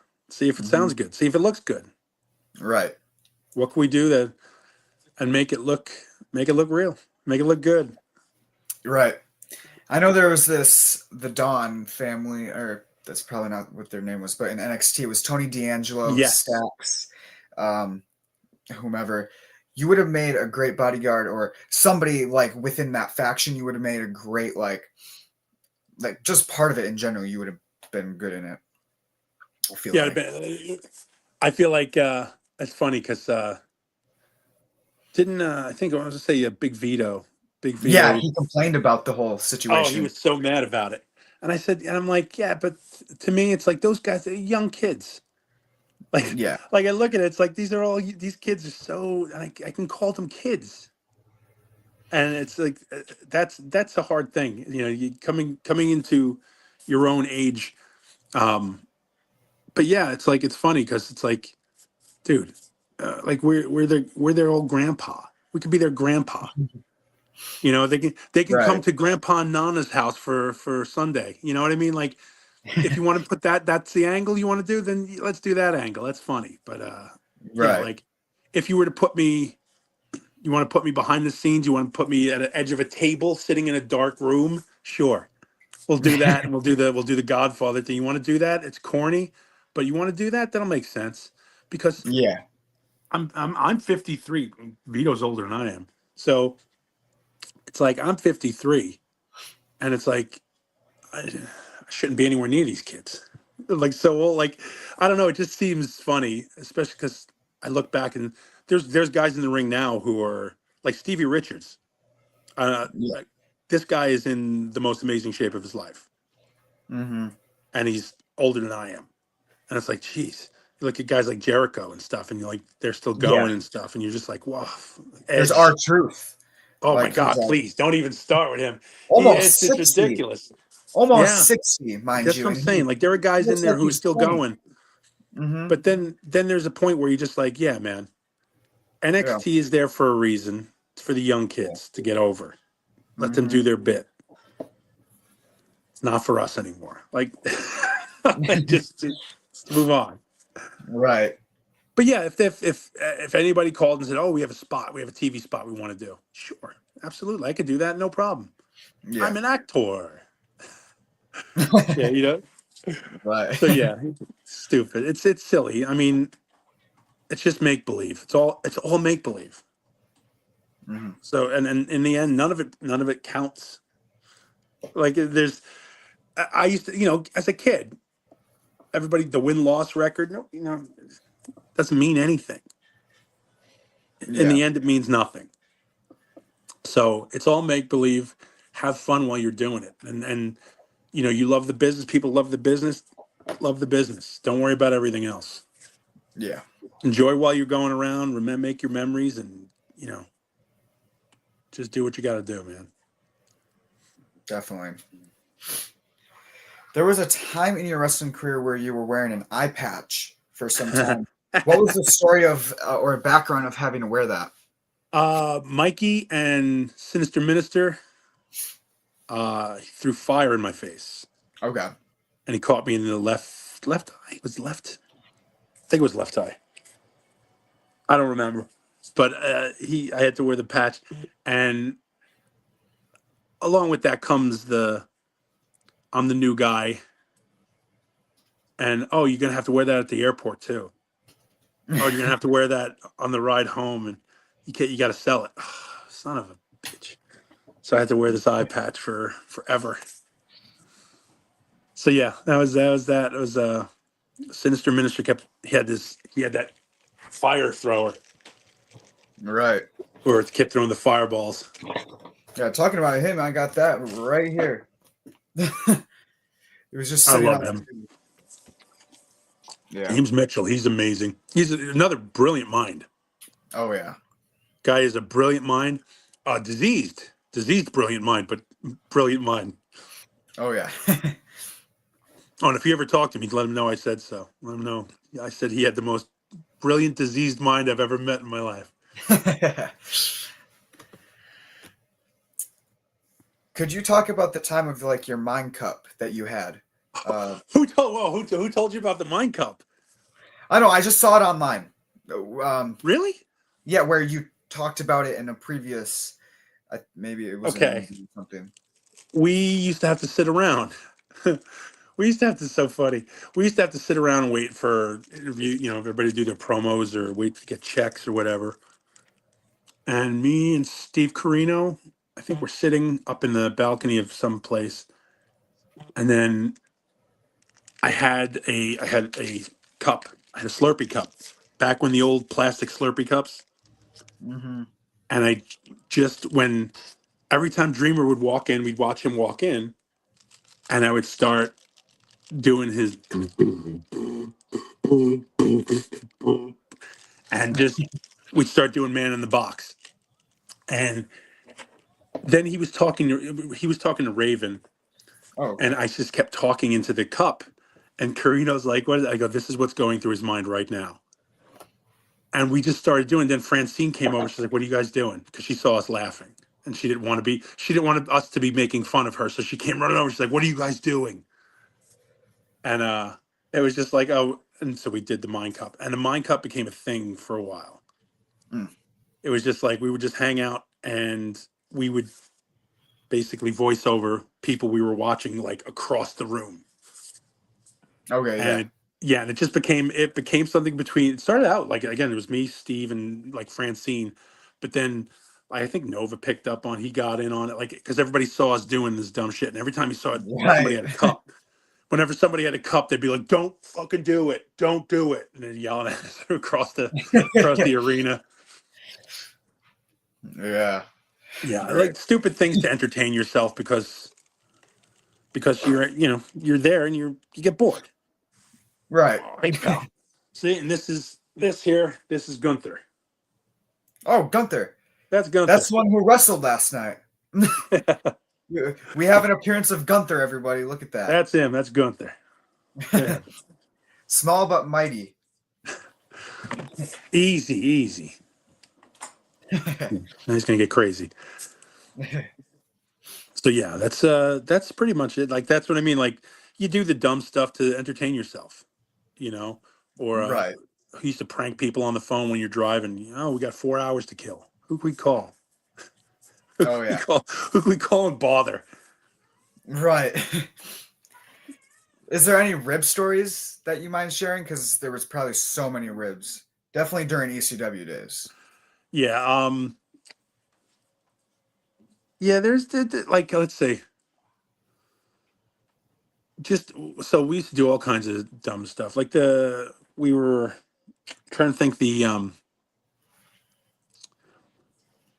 all the like real. This is so mild and like stupid. Um, like all the traffic cones in the back of Ball's car.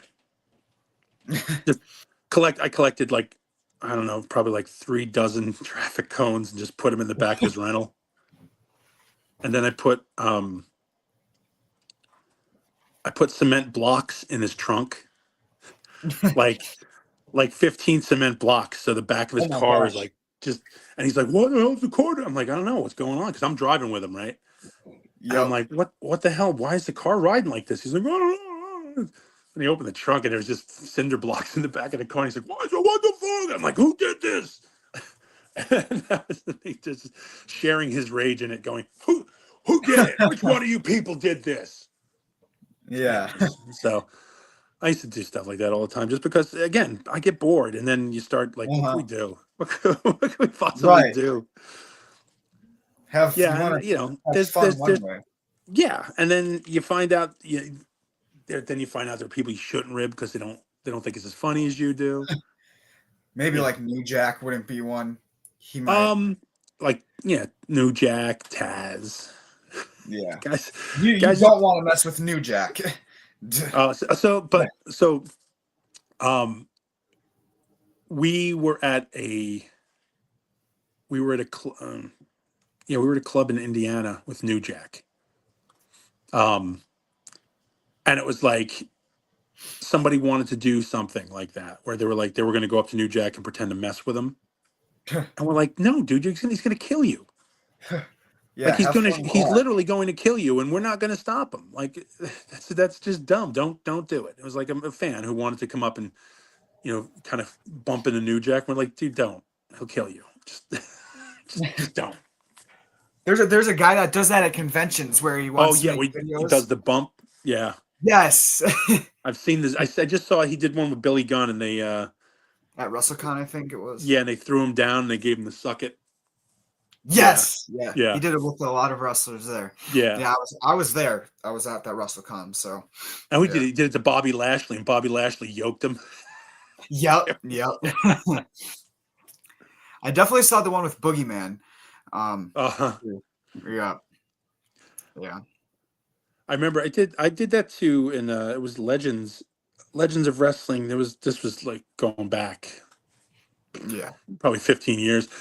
I did it. I was walking by Van Dam, and he didn't even see me. And we're in the crowd. We're all in the crowd, and I gave him a shot, and he stopped. And he turned around. He looked. And he went, "Oh hey!" But like it was great because it took him a second. He was looking. He's like, "Oh hey, Big Sal, hey!" Yeah. But it was cool. Wow. Especially because there was a point where I changed dramatically. Shaved my head the whole bit, and I went to a show in Philly at the arena. It was of women of wrestling, WOW. Oh, okay. Yeah. Yeah, and I went to a show, and I walked by, and Francine came out of the dressing room, and she was like busy. She's getting ready to do a show, Yeah. and she walked by, and I was like, "Yeah, nice attitude, lady. Jesus." And she just kind of walked by me, and then she walked by again. I was like, "Yeah, no, nice attitude. Yeah, real good, real nice." And she just kind of gave me a look like, "Go fuck yourself," because she doesn't know who this is. And then she recognized me, and she was like, "Oh my god, seriously? Like I haven't seen her in years." But it's like it's funny because once you have that, there's times when I've met guys who I didn't recognize them because we Right. all we all got older, who got heavier, who got thinner, who got longer hair, who got shorter hair, and it's just Yeah. like you were used to seeing these people in one state all the time, and Hmm. then you see them later, and you're just like, "Oh, geez, okay." Like wow, okay. Like even like you see guys like they showed Kane yesterday with Yeah. like his short hair and everything. It's like Jesus, oh man, look at you. Yep. I mean, yeah, we all get old, but like you just didn't expect it because again, you're used to him either with the wig on and or it's just one of the things where you just sometimes you just holy crap, people change. Oh yeah. So it's funny. So I enjoy that. I enjoy seeing people again. Like I said, I enjoy seeing people now. Um, Guys like Jacko Victory. I just saw him in South Carolina. Guy hasn't Oh yeah. changed. Hasn't changed a bit. Jack Mhm. OV, man, awesome. Yeah. Same thing with Mama Luke. Tony doesn't change. He doesn't age. Yeah. It just looks the same. Yeah. There's a lot of wrestlers that just you can tell who they are, Mm-hmm. obviously, just by you know. Yep. Like Dreamer, no matter how long or short his hair is, he still looks like Dreamer. Yeah. Knowing the New Jack and mass transit incident happened in 1996, 2 years before you got into ECW, were there Actually, I got into anything? ECW in '97. 97. Okay, my Yeah, bad. Yes. So 1 year. June or July of '97. Yeah. Okay, 97. Sorry. No worries. All right. So 1 year before you got into ECW, was there anything you heard about that tragic incident when it happened, and what were like your thoughts on Yep. that whole incident? I heard about all the ECW stuff because I used to watch. I found it by accident, and I watched it, and I was like, what is this nonsense? This is insane. Like, what kind of crazy place is this?" Yeah. And again, I was heavy into wrestling, and still, new indie guys, but it was just like I would go to the school, I was going to Johnny's, and I got to hear everything about because Dances with Dudley's was working there. Mm-hmm. That's Adolfo from Johnny's school. Bubba had dealings with Johnny. Alex, Big Dick, he had dealings with Johnny. Devon, Taz, Tommy, all these guys had dealings with ECW. They were all in ECW, Yeah. and we got to hear everything. We heard all the stories. So hearing about it, you just kind of like, okay. I mean, it's the business. There is a lot going on in the business, man. Like a lot of crazy shit. So you're not too shocked. You're always shocked. You're always like, oh man, wow. But you're never too like, I can't believe that happened. Because it's like, can't Yeah. you? Can't you believe it happened? Like, and yeah, I mean, it's not a real world. It is like a Mhm. circus of crazy, Yeah. and it's much different now. It's not the same. Uh, I'm gonna say, for the most part, I'm not gonna say all. For the most part, it's not the same world of like crazy. Yeah. Like I don't think there's gonna be a dark side of wrestling expose in 20 years because I think that's all gonna get worked out of the Yeah. business. That's not gonna be around anymore. Um, so when these things like that happen, surprised, like, yeah, shocked, no. Like it's just Yeah. kind of like, okay. And you just know, well, I know never to get into that situation. If Mm-hmm. that's gonna happen, that's not gonna happen to me. Or, oh, if somebody wants to do this, yeah, no, I'm not doing that. Mm-hmm. And then of course, meeting New Jack for the first time, you're like, oh shit, oh shit. And then he was a good guy. Like, let me pull that back. That's a catch-all, and I apologize. That's lazy. Um, I had no issue with Jack. Jack always wanted to work with me because he's like, it'll be easy. He goes, we will Yeah. do 10 minutes of nothing, Hmm. and he's like, it'll be great. And it would of course it would end with me getting hit with whatever, and then that's that. Yeah. Or he's going to take a bump off of a fucking balcony on top of me, and it's like, yeah, you know what I mean? Like, it's like, okay, well, I mean, if we have to, we will, but Yeah. um he always, I never had an issue with him. He never, like, me and him got into an altercation, not a fight. We got into a thing once because he wanted to stay out. Me, him, and Balls and Axel were out, Mm-hmm. and he wanted to stay out, and I was tired. It's 4 a.m, and we had to drive, and I was driving, and I'm like, no, man, I want to go back. Man, stop being a pussy. And I'm like, fuck you. And then that's it. That was it. That was the big thing. But like, Jack never had an issue with me. I never had an issue with Jack. Well, that's good. And I Yeah. mean, but of course, when I first met him, it's like, oh God, oh God, oh God, oh God, oh God, oh God. Yeah, hearing everything, and Yeah, then yeah. you know, You got to separate the some of the story from the person. Again, yeah, It's a different time. Yep. Yeah, I've heard from things that from people that he's a really nice guy. Yeah. Outside of, you know. Outside of doing something that pissed him off, Yeah. I'm serious. Like, honestly, if you did something to get on his bad side, you had a chance to either fix it or deal with it. Yep. Those are your choices, man. And Yeah. it's consequences. It's a consequence game. Definitely. And we were just talking about like altercation fighting things, but are there any real backstage fights that you witnessed during your time in ECW that you don't mind sharing from anybody? One of the big ones I think was it might have been Jack OV and Sandman in Florida. They got into a thing. You know what I mean? Like, and again, we're all adults, and like none of us grew up in a church. Well, like Devon did, but I mean, like none of us grew up in a place where we didn't see people fight. So Yeah. if the boys that had something to fight about, they had a reason. You know what I Right. mean? And like honestly, uh, I can't recall anything of short of that of the guys just going to fight for no reason. Um, especially in the back, because like I said, everybody generally looked out for each other.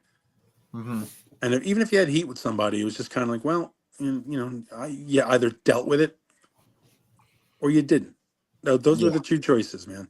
You either shut the fuck up and deal with it. Right. And sometimes that meant you threw down somebody. If you got in a fist fight with somebody, okay, we're done. We done. We're done. Great. Yep. You got that problem settled, and then you Yeah, just go and then you back moved to, on, man. yeah, you move on. And I know it's a thing. Nobody likes to talk about that or act that way now. It's bad. It's terrible. But I mean, in the end, maybe like I think maybe that's a little more of that now. Yeah. Maybe somewhere in the middle. Meet somewhere in the middle with something like that. You got something, settle it, go handle it. I Right. Yep. don't know. What was like, just in general, what was the locker room and backstage during ECW like? Was it calm, or like was it rowdy and crazy, and everybody was just Pick a day. Like it can go either way. Like you can get there and everybody's kind of mellow. yeah. But then next weekend you show up and everybody's wound up for something or one like everybody's kind of like real low key Yeah. and all of a sudden somebody comes in all wound up and just gets everybody buzzing. And you're just like, whoa. Or we get the occasions if like Paul or Tommy weren't there. Like we would do like house shows. Okay. Yeah. So like Paul and Tommy weren't there. So it's kind of like the teacher's not here.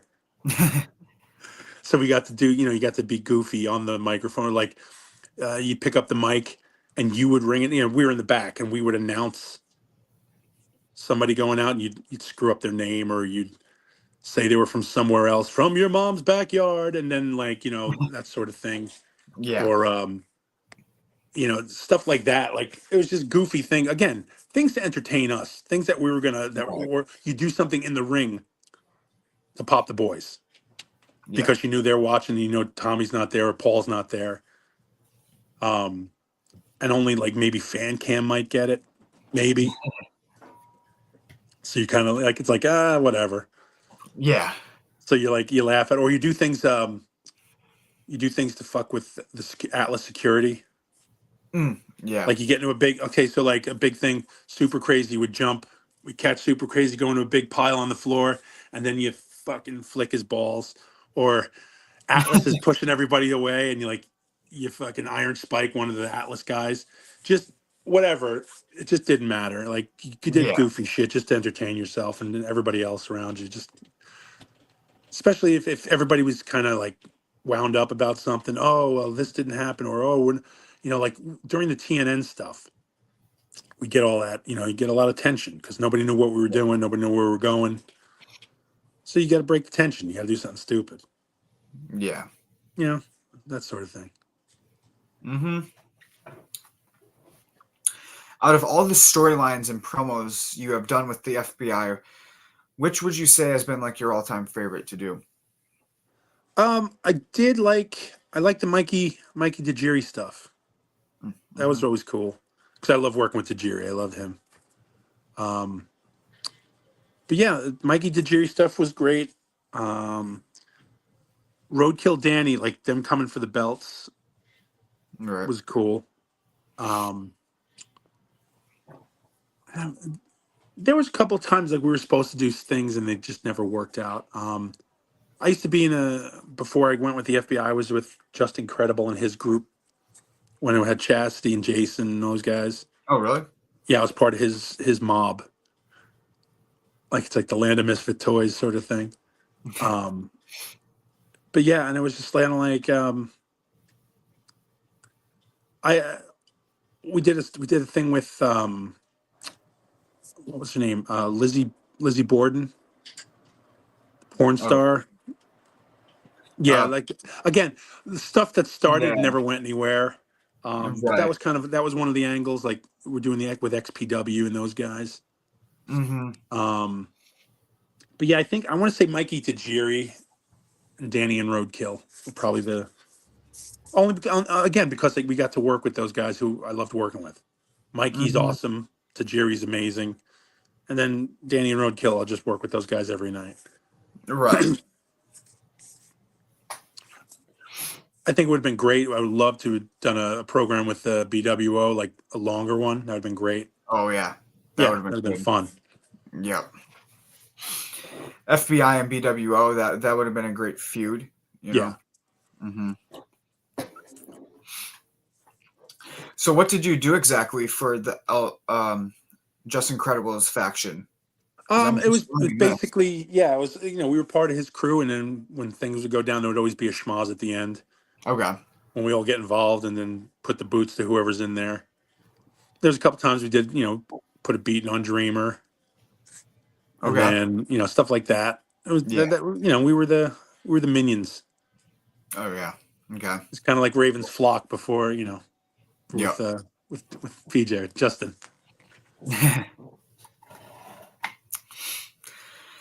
So you were working with ECW in 2001 when they were just towards the end of shutting the company down, Yep. which is when they were bought out by WWF. Did you see it coming that ECW was ending? No, there's a lot of talk. Everybody always talked, Yeah. and this might happen. This might happen. All right, well, we'll wait and see because that's legitimately what it was. Yeah. Um, it was just kind of like, well, we have to wait and see because every time you'd start to, oh well, this is happening, and then it wouldn't happen, Yeah. or this is happening. No, it's not. That's bullshit. Mhm. Okay. So nobody ever acted on anything because we were waiting to see what actually happened. Right. And then, it just kind of turned into one of those things where you didn't get a call for that weekend's travel. And then, hey, did you get a call yet? No. Would you get a call? Yeah, they're having us come. And okay, we're having us come or we're not coming. Okay. And it just was one of those things. Yeah. We found out, like, I think we found out through word of mouth through each other.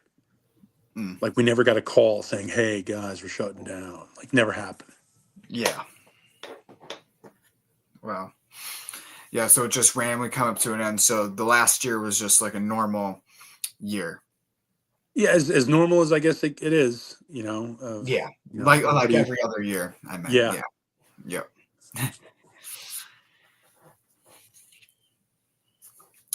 What was it like for you when you found out that you were part of an ECW video game for the first time? Because I think we're part of like a Uh, couple. it was awesome. Like it was cool. We got to go to Acclaim. Mm-hmm. And it's funny because like the game sucks. Let's be fair. The game's awful. Like as a fan, as a guy who plays games, it sucks and it's just terrible.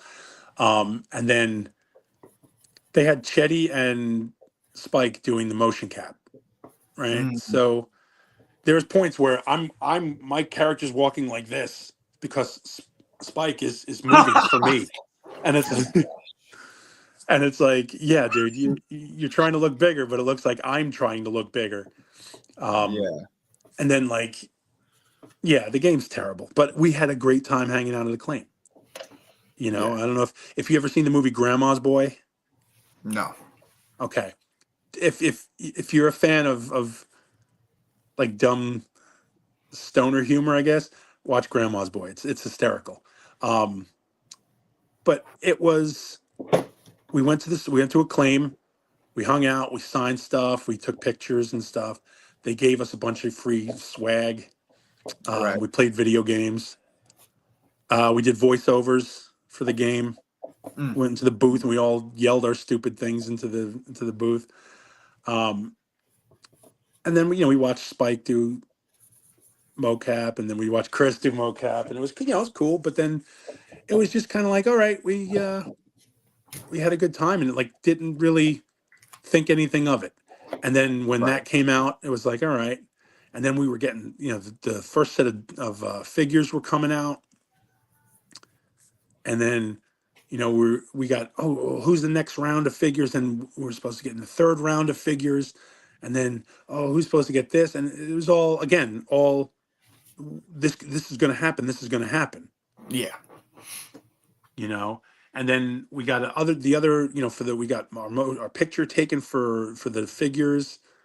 We got the 3D pictures. We had to get all these pictures done, and it was like, oh man, this is awesome. And it never happened. I got to, see the Oh. prototype and stuff, but it's like, okay, So you were gonna have a figure. yeah, yeah. Oh And we man. kept making a joke, like we're gonna have to like package me and Guido like Master Blaster, or at the one of the Marvel. There was at the time Marvel was putting out. I think it was like North Star and Puck, or no, Scott Sasquatch and Puck from Alpha Flight, and it was like, we're gonna have to put me and Guido in the same package, Right. and just we make all stupid jokes again, nerd jokes, because we're fucking all nerds. Wow, great. I wish they came out with those figures. That would have been cool. Yeah, you know what? Now I see a lot of the boys get indies, these indie guys. Yeah. Um, so I know I'm part of like 3 separate video game things that are supposed to come out. I don't know if they've ever been out or if they're coming. I don't know, but like we're supposed to wait. We're waiting on those. A lot of the boys are getting these indie companies are doing figures, Yeah. 3D printing and all this other stuff. Like Roadkill has a figure. It looks amazing. Yep. But like, yeah, I seen Crowbar. So Crowbar has a new figure. His figure looks sick. It looks really cool. Him and the Yeah. Now, Vic and Hale, they just have their figures out. So I know like indie companies are doing them, and it's just like, again, not the same game it was 20 years ago. Yeah. So like, I'm sure if I ask around and if I poke the right people, I'm like, hey, can you guys do a thing? And they're like, do it. We'll do like a limited run of FBI stuff. That'd be cool. That'd be fun. Oh yeah, that'd be cool. I know Major Wrestling Buddies with Matt Cardona and Brian Myers and Mark Sterling. That's a big company Yeah. who does like the figures and stuff like that. Yeah. So you left ECW in 2001, obviously, after the company ended. Mhm. What was the reasoning for your like leave out of wrestling as a whole after that, and just I well, I was getting again. I had back issues. I was having a lot of pain. Um, but then I actually like it. It became a situation of once I got back into the real world. right? You kind of I got a job, and just it's funny like dealing with that pain daily at like a normal job just didn't work. So Hmm. now it's like, okay, well, now we got to look into going to doctors and scheduling surgeries and all this other stuff. And then I met my wife at the time, and then it just kind of I don't feel like traveling anymore. Yeah. And then it's like you kind of get that thought of, well, maybe I could do it one more time. Like I had my first spinal surgery, and then I went back like an idiot Mm. because you're like, maybe we could do it one more time. And you're just like, no, don't do this. And if you're smart and if you're lucky, you have a support group who's like, listen, don't. Yeah. You know, they kind of try to talk sense into you, even though you're trying, you know, and you Yep. really want it to work. Just you're just Hmm. like, well. So yeah, Yeah. but it was just kind of like real life kind of took over, Yeah. and doing the other stuff just didn't seem that important, Hmm. you know. Just Yeah. yeah, I wish there was a cooler answer. Oh It no. just Yeah. I mean, that's totally understandable. Yeah. You know, yeah, it's life. just real life. Real life took over. Yeah. Of course. Yep. And then years later, you came to TNA. Hmm. What was what was your mindset of wanting to actually go back into the wrestling business then and go, It was well, this was not going to be because fully. I asked at the time. I was like, what is this, what are we doing? And they're like, oh, we're just doing a one night thing. I was like, Yeah. okay, let's do that. That sounds fun. And again, stable real life was there. I had a Yeah. house and everything else, wife, and I'm like, okay, cool. I'm like, that'll be cool. Let's do that. Right. It's a one night. We're going to be there for the weekend. Cool. And we'll go to Florida. Fine. And then um, they wanted Guido and Tony to come back, and then they were going to just kind of squash them. Mm. And I was like, oh, okay. Like, oh, all right. And Yeah. again, it just didn't seem like, well, all right. It's nothing I need to get back into. Right. I know it sounds Hmm. shitty, maybe, but it's just kind of like, the lure wasn't there.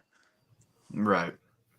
Yeah. Yeah. You had a busy life outside Yeah. of wrestling that you wanted to focus more on, like family and Yeah. I had just. settled into a routine with, real life. Yeah. So it's kind Yeah. of like, okay. Yeah. After ECW or like a little bit before, did you ever get offered to go to WWF or anywhere else So before? again, Poughkeepsie, I was very ignorant. I was young. I was not even a year in the business. Hmm. I went to Poughkeepsie for a dark match with someone else. Okay. And I was told we're going there for their dark match. I didn't know what that meant. I also knew, I was told, hey man, don't worry. Even if things don't go great, there'll be other times. So, okay, I got nothing to worry about. This is not for me. Meanwhile, Right. it could have been for me too. I just didn't understand. Yeah. And I was told, well, don't worry about it. There's always, there'll be other times for this. You have plenty of time. Great. No, I have nothing to worry about. Because Right. if somebody would have told me, hey man, this is for you, this is your big thing, this is your shot, I'd have crapped myself. I'd have been Yeah. so scared. I was scared enough not Hmm. knowing anybody and being there by myself. Yeah. Because again, that summer prior, we were all together, all the guys from the school, we traveled together doing fair shows, indies, Okay. So we Yeah. were all together. I didn't have to worry about anything or think about anything because Johnny was there. Cousin Luke was there. SD Jones, all these guys who I know, they, oh, we got to do this. Make sure, hey, you got this to do. Sure. So I was learning the business. I didn't know anything. I knew nothing. So now being in Poughkeepsie on my own at WWF, going, what? What am I doing here? Oh, well, you know what? Not here for me, so I ain't got to worry about it. Which, you look back and you're like, you fucking idiot. But still, it's the truth. It's what it was. Right. I, I was just, I guess, having your head up your ass, I guess, for a certain amount of time is kind of a good, it's kind of a good, protection from really driving yourself nuts, especially Yeah. because you're always worried. You're always worried that you're not going to do right. You're not going to do, and especially back in that, you are always worried in wrestling. Oh, I'm going to say the wrong Yeah. thing. I don't want to. Oh, if I say this, I'm going to be out of a job, and panic. Always panicking. Yep. It was a real thing. Definitely. Out of everyone you got to work with that was part of the FBI in the faction, who was your Mhm. favorite to be around most of the time? Guido and Tony, and then I wound up being with Tony more. Hmm. Yeah. Yeah, like I said, Austin, the greatest guys. I was lucky. Like, you do hear about all these people who you get tag partners who don't like each other or this or that or eh, no, these guys, I love these guys. They're good people, and they're not scumbags. So it worked out well. Yeah. That's good. Yeah. Would you rather join DX, NWO, BWO, or APA? I think BWO fits my personality better. I Right. don't know who I would have been, and if they did a kiss bit. Um, but yeah, I think BWO fit my personality better, and I would have laughed more with Nova and Stevie and Meanie. Right. Yeah, that would have been good. Yeah. I know we talked about Spike Dudley a little bit earlier, Hmm. and you had a long running feud with him in ECW. What was it just like getting to work with Spike? I mean, you talked about him a Awesome. little bit earlier, but like, He's the nicest guy on the planet. mhm, Um, and he was eh, like, so that's the thing too. You want to look at it and you want to break it down. People, oh, well, you were haha, you guys did this and that. Right? Spike's whole thing is based on he shouldn't be there. yeah, Like the beating that guy took to prove his point and get his gimmick over. right, But he killed it. He killed. Every time Spike came out, everybody loved him. Everybody loves Spike, no matter what. Spike comes out, even though they just did the Dudley bit in on TNA, right? they did, And then yep, the when Spike came out, like everybody loved Spike. yeah, So their retirement match against the Hardys. Spike came out, he ran out, he did a thing, and it was like it was great seeing him, and I'm glad. I'm glad he got was he yeah, got he got TV. Like because he's just a nice guy. When you saw him, never had a bad word for you. Every time you saw him, he had a hey man, hey, how's it going, man? How you doing? right, Like it's good when you find people like that in wrestling. It's awesome, especially genuinely nice guys. yep, So it was cool. definitely, Not a bad word to say about Spike. yeah, yeah. I got to meet all three Dudleys like maybe a year and a half ago here in Wisconsin. They came down and um, it was all three of them. They haven't made an appearance all three together in like years. So this was Yeah, like the yeah. first time in forever. Um, and so I finally got to meet all three of them, which was pretty cool to do. So, And he was a nice guy, right? oh yeah, Yeah. I didn't talk to him much, but from the little interaction that we had, he was really cool and nice. You got to talk to Bubba though. Nah, not really. Oh no, you're kidding me. It was supposed to be so you could bring anything. I had to pay because I mean it was supposed to be free autographs and photos. I brought Right. figures to get signed, and so Devon and Bubba made me pay $50 each to get my figure signed when they had it advertised that I was supposed to get anything free signed. Anything you brought free signed. I brought the figures, and yeah, It's because you don't know who I am. Ugh, boy, oh boy, oh boy, yeah. huh? How about that? Like, now, where were you at? Can I ask? Can I just ask where you guys were at? Oh yeah, we were at a Milwaukee Admirals game in Okay, Milwaukee, and and you paid to see them. no, it was a free meet and greet.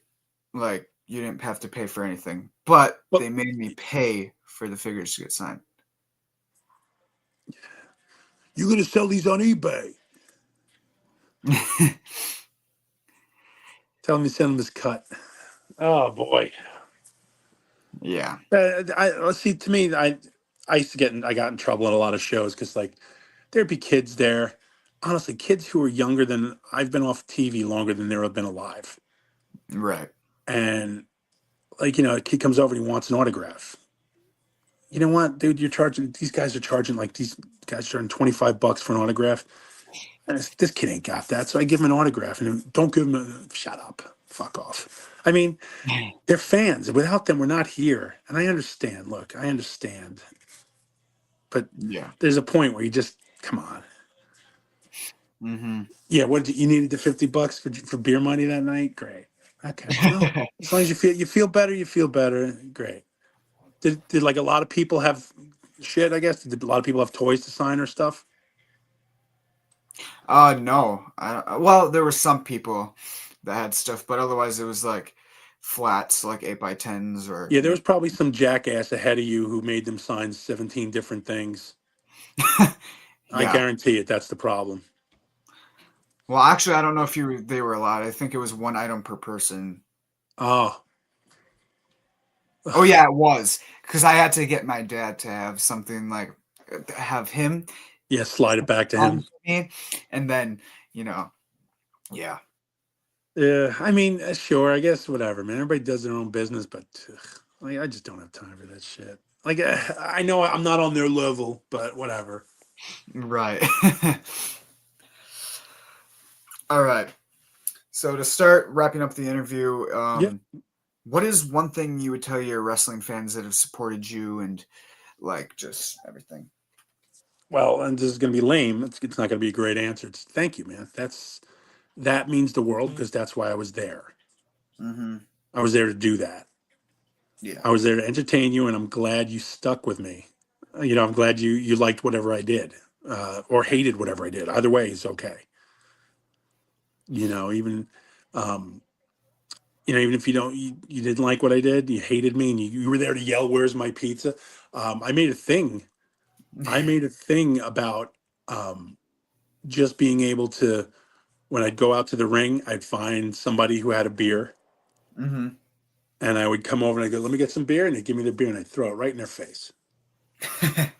And that was never, that wasn't a work. Like I just ran. If I found a random guy, or if he yeah. was sitting next to a girl, if his girlfriend was there, I'd smack his beer onto his girl. And then guys started having beer with their girlfriends and they'd hold their beer out as I walk Mm. out. So it became a thing. And I'm like, I Yeah. always thought that was so funny. I'm like, the little dumb things that catch on with fans. Yeah. And I always laugh at that. And that that's when the FBI, we started to catch on in little bits and pieces to fans. Like they started liking some of the stuff we were doing. Yeah. And I always thought, I was like, wow, that's cool. Because it's you always think, like you never think you're going to get over. Mm-hmm. And then all of a sudden things happen and people like, or you see somebody and they're like, oh, Sal, and you're like, oh, well, okay, cool. Like, hey, you're the same guy who told me to go fuck myself, right? You were yelling at me. Okay. right. So yeah, I thank you to anybody who liked what I did and stuck with what I did, and your support was appreciated. Always just understand that, man. It's always appreciated because at the end of the day, you're the reason we're out there. Yeah. Definitely. Then for the final question is, what I ask everybody is, do you have any advice for me to become a wrestler? Don't do it. Get a job. Get a real job. Find a stable house and like find a stable life and do that. Don't wrestle. Don't do any of it. Um, like this isn't a good end question because we have to sit and talk about this. How unstable are you that you feel the need to get into wrestling? Like what has happened in your life? What bad thing has happened that you want to get into wrestling and torture yourself? How Nothing. old are you? How old are you? 17. Oh, for fuck's sake, dude. Oh my God. 17. All right. Again, what thing has happened? Have you suffered abuse? No. Have you been molested or beaten up or anything or No. something? Then why? Why do you want to get into wrestling? Because it's a dream of mine. I've enjoyed watching it since I've been little, and What's your favorite era? Like Tell me your top three matches of what era of life in wrestling that you enjoy. I liked the Ruthless Aggression era, and then there was Attitude era. Um, I like when the Rock and Sock Connection were together. Okay. They were a good team. Um, there's not a lot of matches that stick out to me because So those three things you've just told me, I just want to tell you, and I don't want to. I'm not trying to be doom and gloom about this, but those don't exist anymore. Those things are gone because they've been worked out of the business. mm-hmm. The business isn't that anymore. So unless you find a niche or a special place where you have creative control and can make those things, and those things don't exist anymore. So wanting to get to that is admirable, but it can't ever happen again because they don't allow it. Mm. Because again, those were great days. Yeah. Those are great times. Um, and it's just, and again, I know we're all supposed to say, live your dream, never give up. I'm not saying give up or don't live your dream, but Mm-hmm. those times are gone. And you seem like you're an intelligent guy. You got enough to have a podcast together and have things all done, but it's a different place. It's a different place than you remember. Than they let you see. And since Right. you talk to the guys, you talk to the boys, they'll tell you. You know, these are just different times. So getting into the business might be easier. Staying in the business and being relevant is going to be way harder. Right. So have a plan. So have the plan. You know, do that. Go to school. You're out there. You're out where everybody's from. You know what I mean? Like, Yeah. I mean, unless you were from Minnesota, because then that's where everybody's from. Um, live that dream. Go to wrestling school. Do that. Have a backup plan. Yeah. Have that other plan ready. You know that oh yeah, I got a business degree, or I got this done, or I have an idea for a wrestling business I want to do. I sell merch, whatever you do, whatever you want to do. If you want to be involved with the business, get in production. If you Mm-hmm. can't, again, be smart. Be smarter than I was and other people. Just yeah, get into wrestling, but then have a background in media where you can do production, where you can do if you can get the interview. Um, like there was a point where they put Guido in a referee outfit. Guido was the ref in WWE. Really. So yeah, yeah, yeah. There's a couple of shots where you see it's Guido's and is the ref. Hmm. So that's the thing too. Like at no point did Guido want to be a referee ever, ever, ever. Yeah. But he wants to keep his job. He Yeah. wanted, so he did what he did what they asked. And so have that backup plan. You will. And like I'm not telling you this to shit on anything. I'm telling you this just for reality and for your own sake because you're 17. Like if you were to tell me you're 30, I'd be like, okay, you're fine. But like you're a 17-year-old kid, man. You got your entire life ahead of you, and you Mm-hmm. seem to be smart, and you don't seem to be a prick. So like just have the backup. That Yeah. backup is going to be the most important thing ever because nothing is better in life than not needing the job you're at because you have something else you can do. Right. So when you get you're delivering pizzas or you're door dashing or whatever, you don't need that job. You're doing this for extra money. So when somebody does something that you don't like, you can be like, "Go fuck yourself. I don't need this." Yeah. And it's a lot different than having to have that and being forced to stay somewhere you're not happy. And this is the Mm-hmm. thing you wanted to do in life, and you're not happy with it now. Mm-hmm. Now, I don't mean to get heavy on you at the end of this because that's a horrible end question because you can't just answer, you can't just wrap up with that. Um, yeah, I mean it's harsh. But yeah, definitely have a plan, man. Have a definite plan. All right. Yeah. So Thank if you. I can surmise it into that, have the plan. Yeah. I appreciate I that. feel terrible now. I was like, oh, it's a buzzkill Here, his do you whole want me to shit. ask another question so we can end it better? Oh well, yeah, whatever you want, man. I'm good. I'll answer whatever you want. Just I feel bad, like I just kiboshed your whole shit now. No, no, I appreciate it. I don't.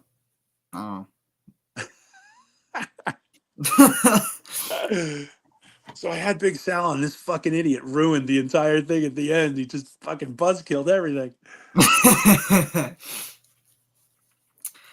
All right, so I guess I'll ask another one. In 2002, you played in the movie Martin and Orloff, where you went Yes. under like the character name Big Jimbo. Yeah. What was it like getting to take part in that film? And That was the cool. It was one of the coolest experiences. Dreamer called me up because I think Dreamer tried out for Big Jimbo, mm, and he calls me, he goes, Magoo, you have something you should come do this. And there's a guy, Steve DeAngelis, awesome dude. He used to be our ring announcer for ECW.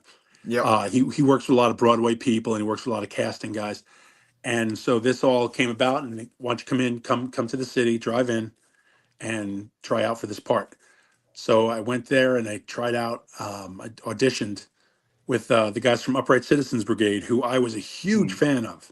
Love those guys, the mhm. best improv guys. Um, and I got the part. It was just hell amounts of fun, just amazing. It was so much fun doing that. Ian Roberts and Matt Walsh, Yeah. uh, Amy Poehler, Janine Garofalo. Who else? There was a bunch of guys in that. It was Matt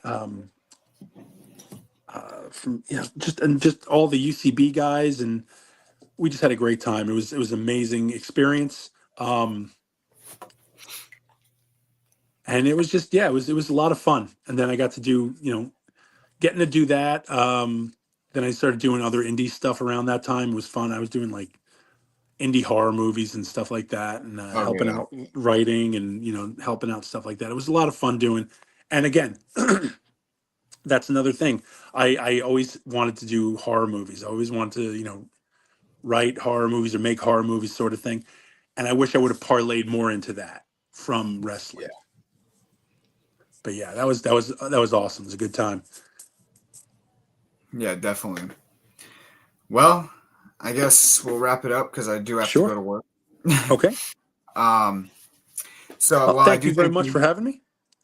Yeah, of course, and I thank you for taking your time out. I'm sorry about the 2 other days that we couldn't No do them. worries, man. It's all Um, good. but I mean, we're here, so we got it Yeah, done. Um, maybe a part two at some time, maybe to sure. finish. You know. Absolutely, man. And I wish you the best of luck with this, and I wish you all the best in whatever you're going to do, man. Thank you. I appreciate it. I want to go to college for broadcasting and graphic design, just so you know. Good. So I will have a backup. I Excellent. do work for a wrestling company currently as their backstage interviewer in Michigan. So I do Cool. that. Um, so I have that as a background planned. That's Um, perfect. That's good. See, that's good. I wish you the best with that. That's a good thing, and you'll get your experience. You get to meet the guys. You get to know the business. That's cool. yeah, yeah. I know everybody in around there. So I mean, yeah, it's cool. Very good. All right. All right, Well, man. Thank you very much, man. yeah. Thank you. Have a good rest of your day. You got it, buddy. Have a good one.